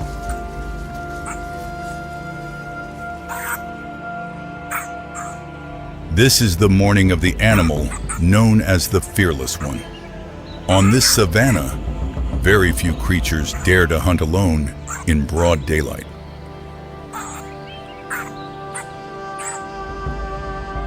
But Ironhide, this adult male honey badger, answers to no one's schedule. It moves by its own rules and its own will. The honey badger is a small carnivore belonging to the family Mustelidae, widely distributed from sub-Saharan Africa to the Indian subcontinent. Its average weight ranges from 9 to 14 kilograms. Its uniquely thick and loose skin allows the body to twist even while being held in a bite, a defensive mechanism refined by evolution over millions of years. Ironhide stops. Its nose drops close to the ground, nostrils flaring rapidly with each breath. Something in the morning air causes it to change direction. The honey badger's sense of smell can detect prey at distances far beyond what the eye can see. A single odor molecule is enough to trigger its instincts. Ironhide begins to accelerate, head lowered, tail held level, the typical hunting posture of a honey badger, signaling that it is not exploring, but closing in on a confirmed target. The scent Ironhide has picked up is no ordinary prey. It is the smell of newborn hyena cubs, creatures not yet capable of defending themselves. Up ahead, concealed behind a thorn bush, lies a complex burrow system. This is the territory of a hyena clan, one of the most organized hunting collectives in Africa. At this hour, most of the clan's adults have left to forage. Only a few females remain behind, on guard. But Ironhide seems entirely unconcerned. To understand why a 12-kilogram animal would dare approach the territory of a species with the most powerful bite force among mid-sized carnivores, we must look at the very nature of this creature. The hyena is a carnivore with one of the strongest bite forces among mid-sized predators, reaching over 1,000 pounds per square inch, enough to crush the thickest bones. Hyenas live in a matriarchal social structure. Females hold higher rank than males.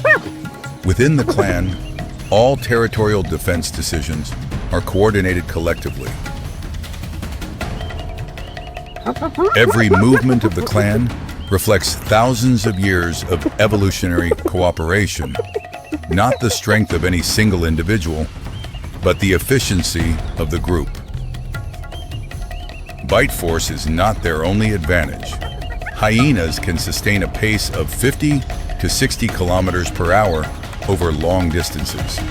A chase is not meant to catch, it is meant to exhaust. Ironhide continues forward. It moves along the downwind path, keeping its own scent from drifting ahead. Step by step, the distance to the burrow closes. This is not the first time a honey badger has approached a hyena den. Field observations show that this behavior appears when food sources become scarce. Risk is always present on the honey badger's journey. But for this species, danger is not a reason to stop. It is merely a variable in the equation of survival. Ironhide crosses the outer boundary of the territory. It is now within range where any hyena can spot it and react within seconds. At the burrow entrance, the cubs lie huddled together. They are not yet capable of self-defense, still inside the den, and entirely dependent on the clan. The honey badger takes a few more steps forward. Its nose sweeps close to the ground, head tilting slightly to the right, the typical scent tracking behavior before a strike. It has detected the cubs. A short, sharp cry rises from the hyena's burrow. A cub is pulled out into the light, and in an instant, the stillness of the grassland vanishes entirely. The nearest female hyena raises her head, both ears standing straight up. She immediately understands this is no sound of wind or playful cubs. It is a warning sign of danger. Within seconds, the mother hyena lets out a series of low, drawn-out whoop calls. The signal carries far across the plain, calling other clan members to return immediately. Ironhide turns around. Behind it, the hyena clan is accelerating from two directions, while ahead lies only open ground with nowhere to hide. Surrounded in that moment, the honey badger drops the cub and turns to face the threat. Its survival instinct chooses to fight rather than flee. The mother hyena moves straight to the cub, lifts it gently in her jaws, and pulls it back toward the burrow. Meanwhile, the two remaining hyenas advance on Ironhide. For the hyenas, securing the cub is only the first step.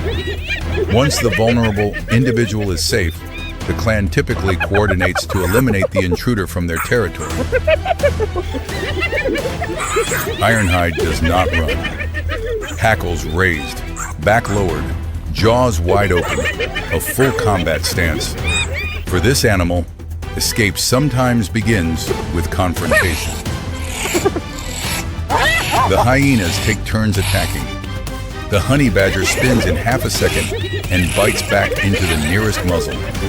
The hyena recoils, not from pain, but from surprise. This is the moment where the honey badger achieves something rare in nature, making a much larger animal pause. For a few seconds, the hyena clan hesitates. But that pause does not last. One hyena moves in from behind, while another draws its attention from the front.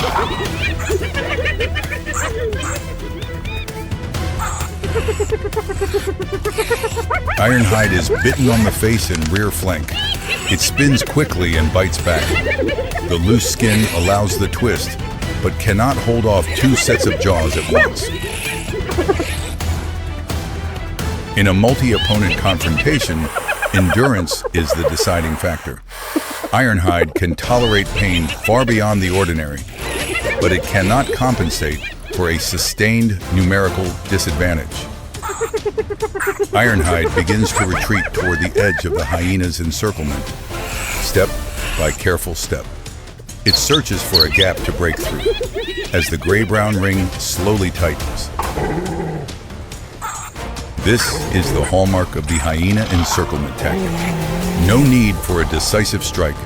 Simply maintain pressure, cut off the escape route, and wait for the opponent to exhaust itself from within.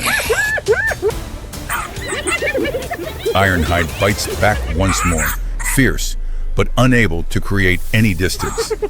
Energy drains steadily, each rotation of the body costing more than the last.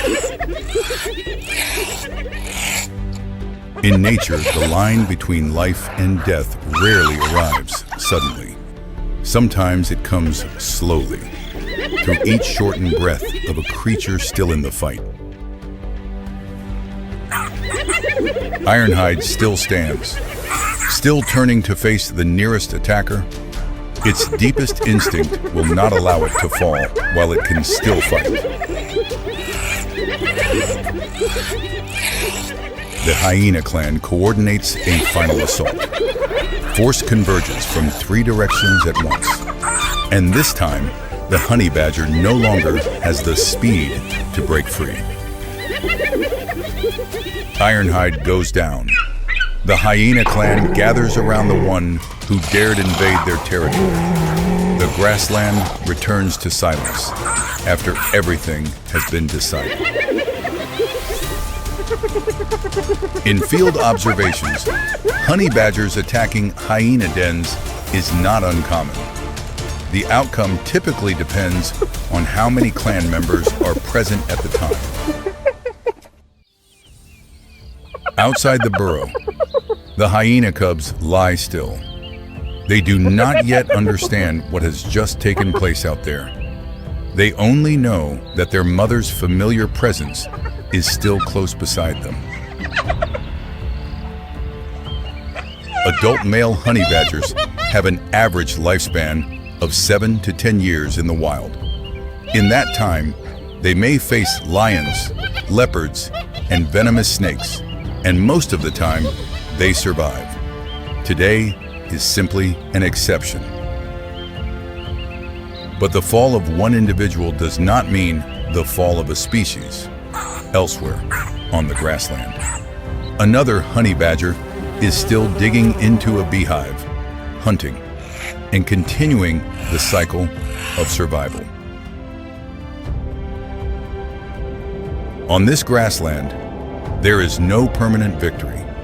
Each day is only a series of survival choices, where every species, from hyena to honey badger, plays its role in an ecosystem far greater than any single individual. Dawn's light touches the Serengeti plains, grass lush green after night rain, air fresh and clear. But this beauty conceals ever-lurking danger. Here, each day is a survival test. Predator and prey, defender and attacker, a battle that never rests.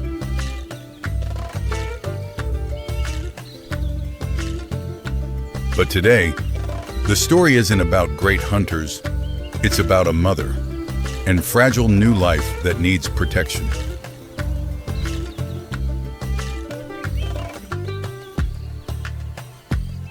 This is the story of a rhino calf. First survival lessons from the moment of birth. In the wild world, every small mistake can be paid for with death. The black rhinoceros is one of 5 rhino species still existing on Earth. Weighing nearly 2 tons, standing about 1.6 meters tall, like a living fortress on the grassland. The horn can grow up to 1 meter long, made of keratin, like human fingernails, but hard and sharp as a natural spear. The calf, just 3 weeks old, weighs only about 60 kilograms. No horn yet, can't run fast, completely dependent on mother's protection.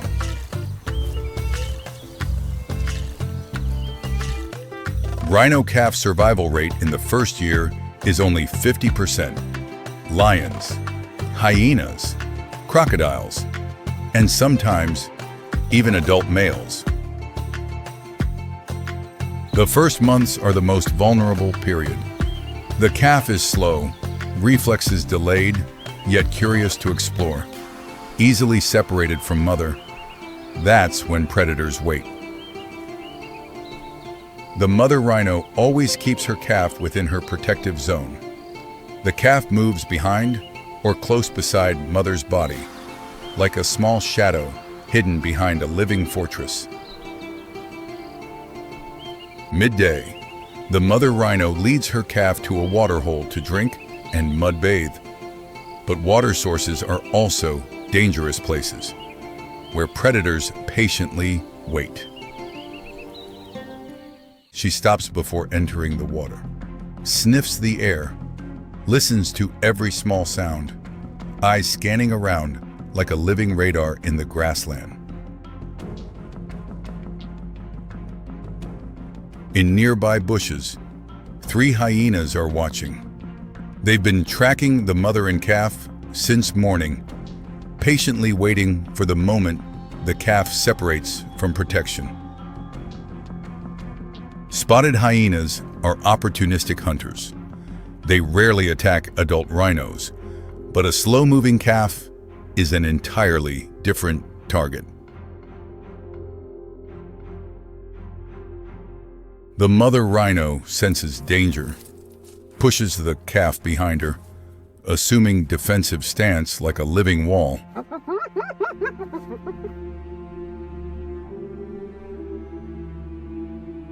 One hyena tries approaching from the left.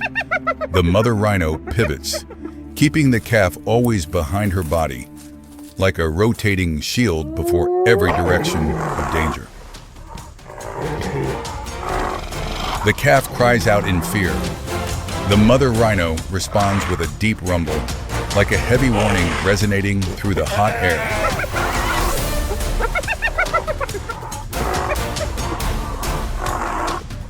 One hyena suddenly charges forward, not aiming to kill immediately, but to harass and test reaction, like a probe piece on the chessboard of survival. But the mother rhino doesn't fall for it. She doesn't chase, doesn't leave position, just pivots with each predator movement, always keeping the calf behind. 10 tense minutes pass. Hyenas try approaching from different directions, but never once reach the calf.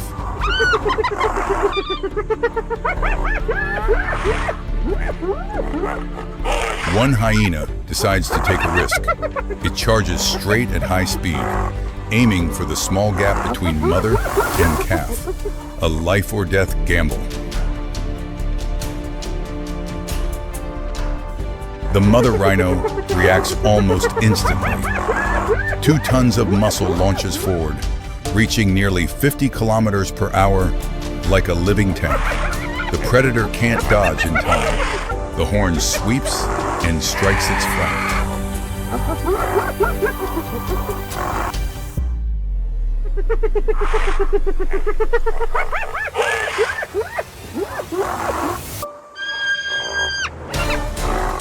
The 2 remaining hyenas immediately retreat. They understand the balance of power. This hunt isn't worth the price.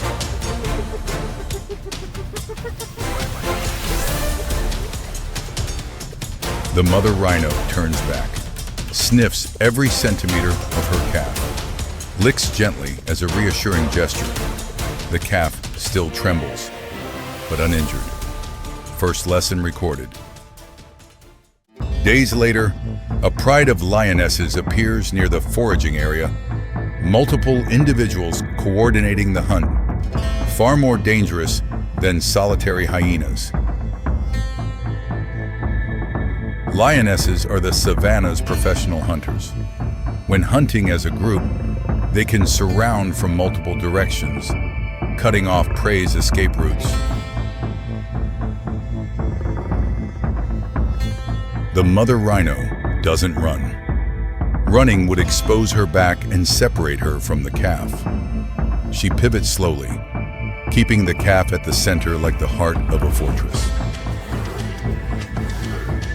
Lions advance cautiously, step by step. They know adult rhinos are extremely dangerous, but the calf is too tempting a prize.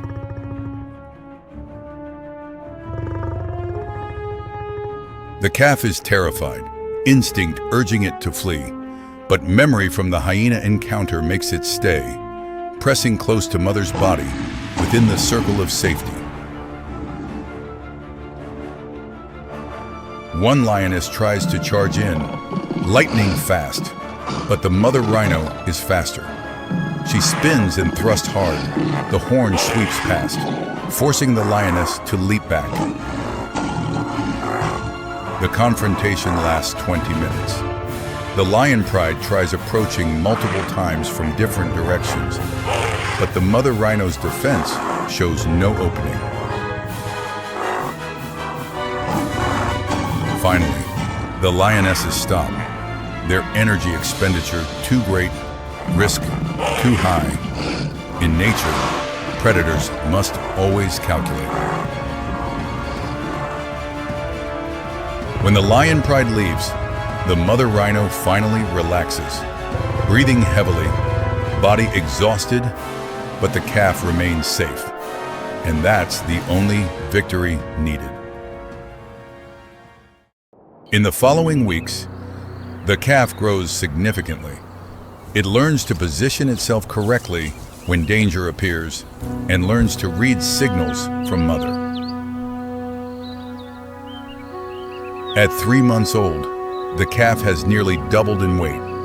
It runs faster and has better reflexes, but still needs mother like a compass for guidance.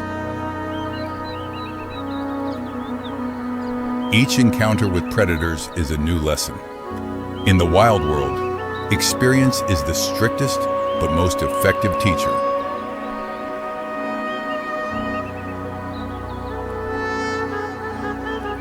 But rhinos face greater challenges. Horn poaching, habitat loss, and climate change are pushing this species to the brink.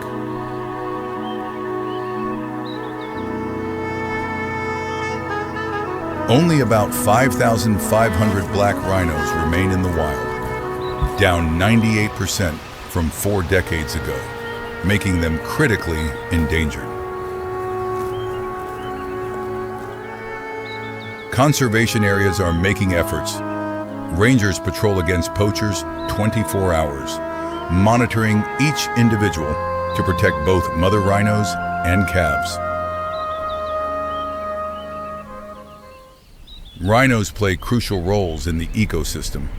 When moving through thickets, they create natural pathways, helping many other species access food and water. Thanks to conservation programs, by 2026 rhino calf survival rates have increased slightly. However, the black rhino's recovery journey remains very long. When the sun sets over the African savanna, the mother rhino leads her calf to rest. Another day has passed, and another day they've survived. The calf lies close beside mother, safe and warm. Tomorrow will bring new challenges, but today they've won their own battle. In the silence of the grassland, a lesson is quietly rewritten. A mother's protective instinct is strong as an unbreakable fortress.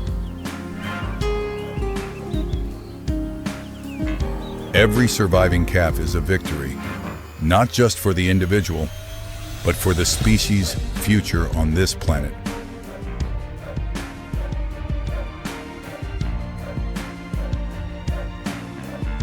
Under Africa's gentle moonlight, the mother rhino remains vigilant because she knows the calf beside her isn't just her offspring, but the last hope of an entire species.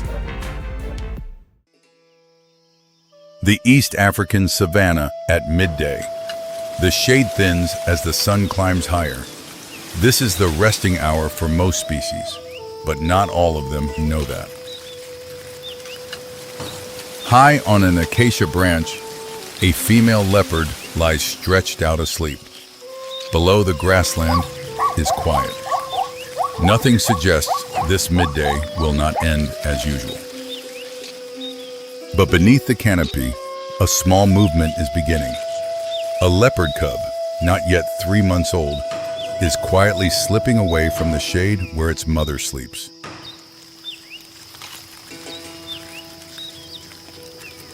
The cub does not yet know what the world beyond the canopy is. To it, everything is exploration. Every sound is a game. Every shadow is fascinating. The leopard, Panthera pardus, is the most solitary of the big cats. Cubs have no means of self-defense and are entirely dependent on their mother for at least 18 months. In their first months, leopard cubs cannot distinguish danger, not because they lack intelligence, but because the brain has not yet been programmed to recognize threats. Within a 2-kilometer radius, a pack of African wild dogs, Lycaon pictus, is resting after their early morning hunt. They are full, but their instinct for alertness never switches off. African wild dogs have a hunting success rate of up to 80%. Not as strong as lions, not as fast as cheetahs, but they never give up. The strength of the wild dog pack lies in numbers and coordination. No explicit commands, only millions of years of collective evolutionary cooperation encoded into each individual. One dog at the edge of the pack raises its head, ears upright, nose drawing in continuous rapid breaths from the direction of the wind. There is a scent, small, young, not yet carrying the smell of maturity, prey. The cub is moving further from the canopy where its mother sleeps. Each step adds one more irreversible distance. This is not exploration. This is accumulated mistake. The young of big cat species have a freeze reflex when facing danger. But that reflex only activates when a threat is recognized, something this cub has not yet learned. The cub moves slowly, sniffing the ground. Nothing in its body language suggests it knows it is moving into dangerous territory.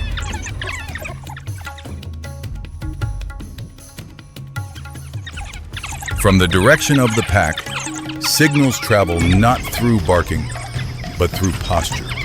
The entire pack has risen to its feet, ready for the hunt.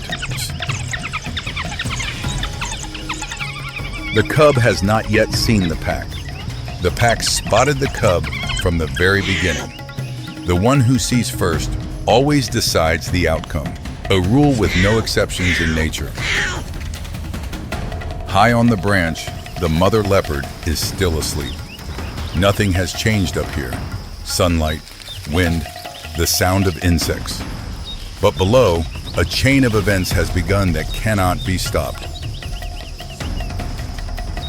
The wild dog pack moves, not running, just walking, slow, low, spreading out in a sweeping arc of encirclement. A tactic refined across thousands of hunts, nothing wasted. The cub finally notices the movement. It freezes. The first freeze reflex appears, bohasi isum. But too late. The pack is already within striking distance and closing the circle. The cub cries out, a sound completely unlike its play calls. A danger signal, an urgent call to its mother, a sound the mother is evolutionarily programmed to respond to immediately. The mother leopard snaps awake on the branch. No hesitation.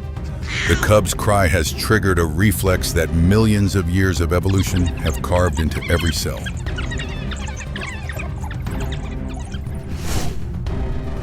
The mother leopard descends the tree in seconds. The speed at which a 50-kilogram animal moves across uneven terrain is the clearest testament to what evolution can create. But the pack already has the positional advantage. Many individuals, one mother leopard alone. The mathematics had already decided the outcome before the mother touched the ground. The mother leopard charges into the middle of the pack to create chaos. A strike at the nearest dog. The pack scatters temporarily, but the cub has still not broken free. The wild dogs regroup in seconds. Near instantaneous formation recovery is the strength of this species. The mother has spent her only element of surprise in a single strike. The wild dog pack pushes the mother leopard back toward the tree. No need to kill her, only to push her far enough from the cub. The separation strategy is more effective than a direct attack. The mother leopard runs and climbs the tree, not out of fear, but because it is the only remaining survival decision. From above, she is safe. On the ground, she does not survive. The cub on the ground, the pack surrounding it, the mother leopard in the tree looking down. One of the most harrowing moments nature can produce, and no one can change it. In nature, there are no moral choices, only biological mechanics, behavior driven by each individual's need to survive. The ecosystem makes no exceptions. The wild dogs are not cruel. They are simply being wild dogs. This species needs food to feed the pack, raise their own young, and keep the group strong enough for the next hunt. The mother leopard does not leave the tree, perfectly still, eyes never leaving the pack below. This is not surrender. This is the observation phase. A leopard does not give up while there is still something to be done. Each individual in the pack is studied carefully. The mother is mapping who stands closest, who tends to drift apart, who reacts slower than the others. Leopards do not only act on instinct, they observe, assess, and adjust their strategy in real time. This is a cognitive ability few people recognize. The pack begins to lose focus. Some dogs lie down. Some turn back to finish leftover food from the morning. The pack is gradually shifting into a relaxed state. One dog separates from the group, moving toward a thicket 15 meters from the pack. At this moment, the mother leopard changes her posture for the first time since climbing the tree. Every muscle tenses. She does not act immediately.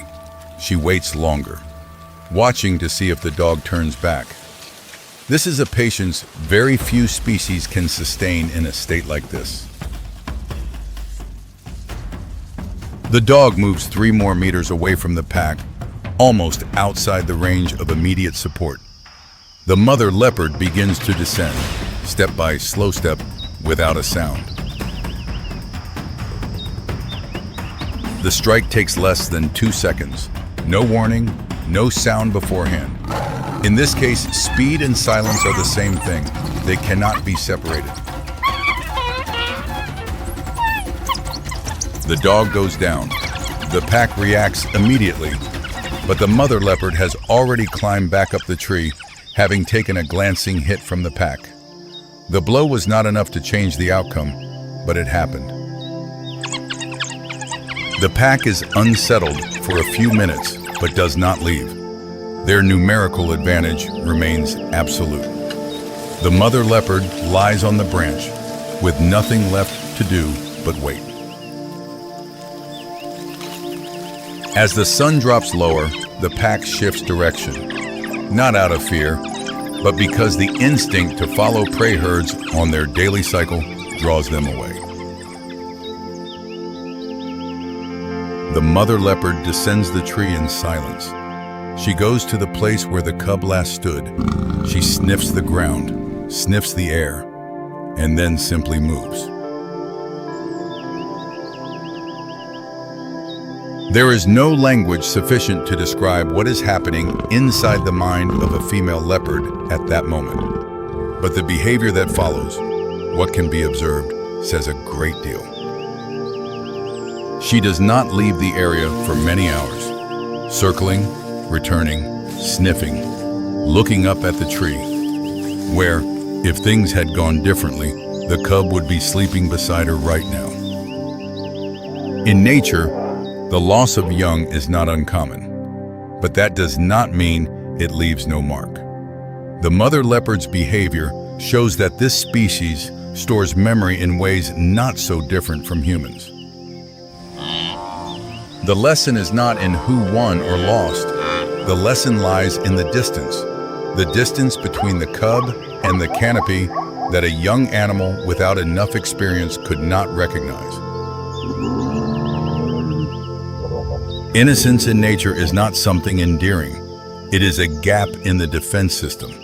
And on the savanna, every gap will be filled by something else. The mother leopard will give birth again. She will teach again, protect again, watch every step her next cub takes. That is all she can do. The savanna does not change, does not judge, does not remember, but it creates creatures that must carry memory, because learning from loss is the only way to avoid losing again.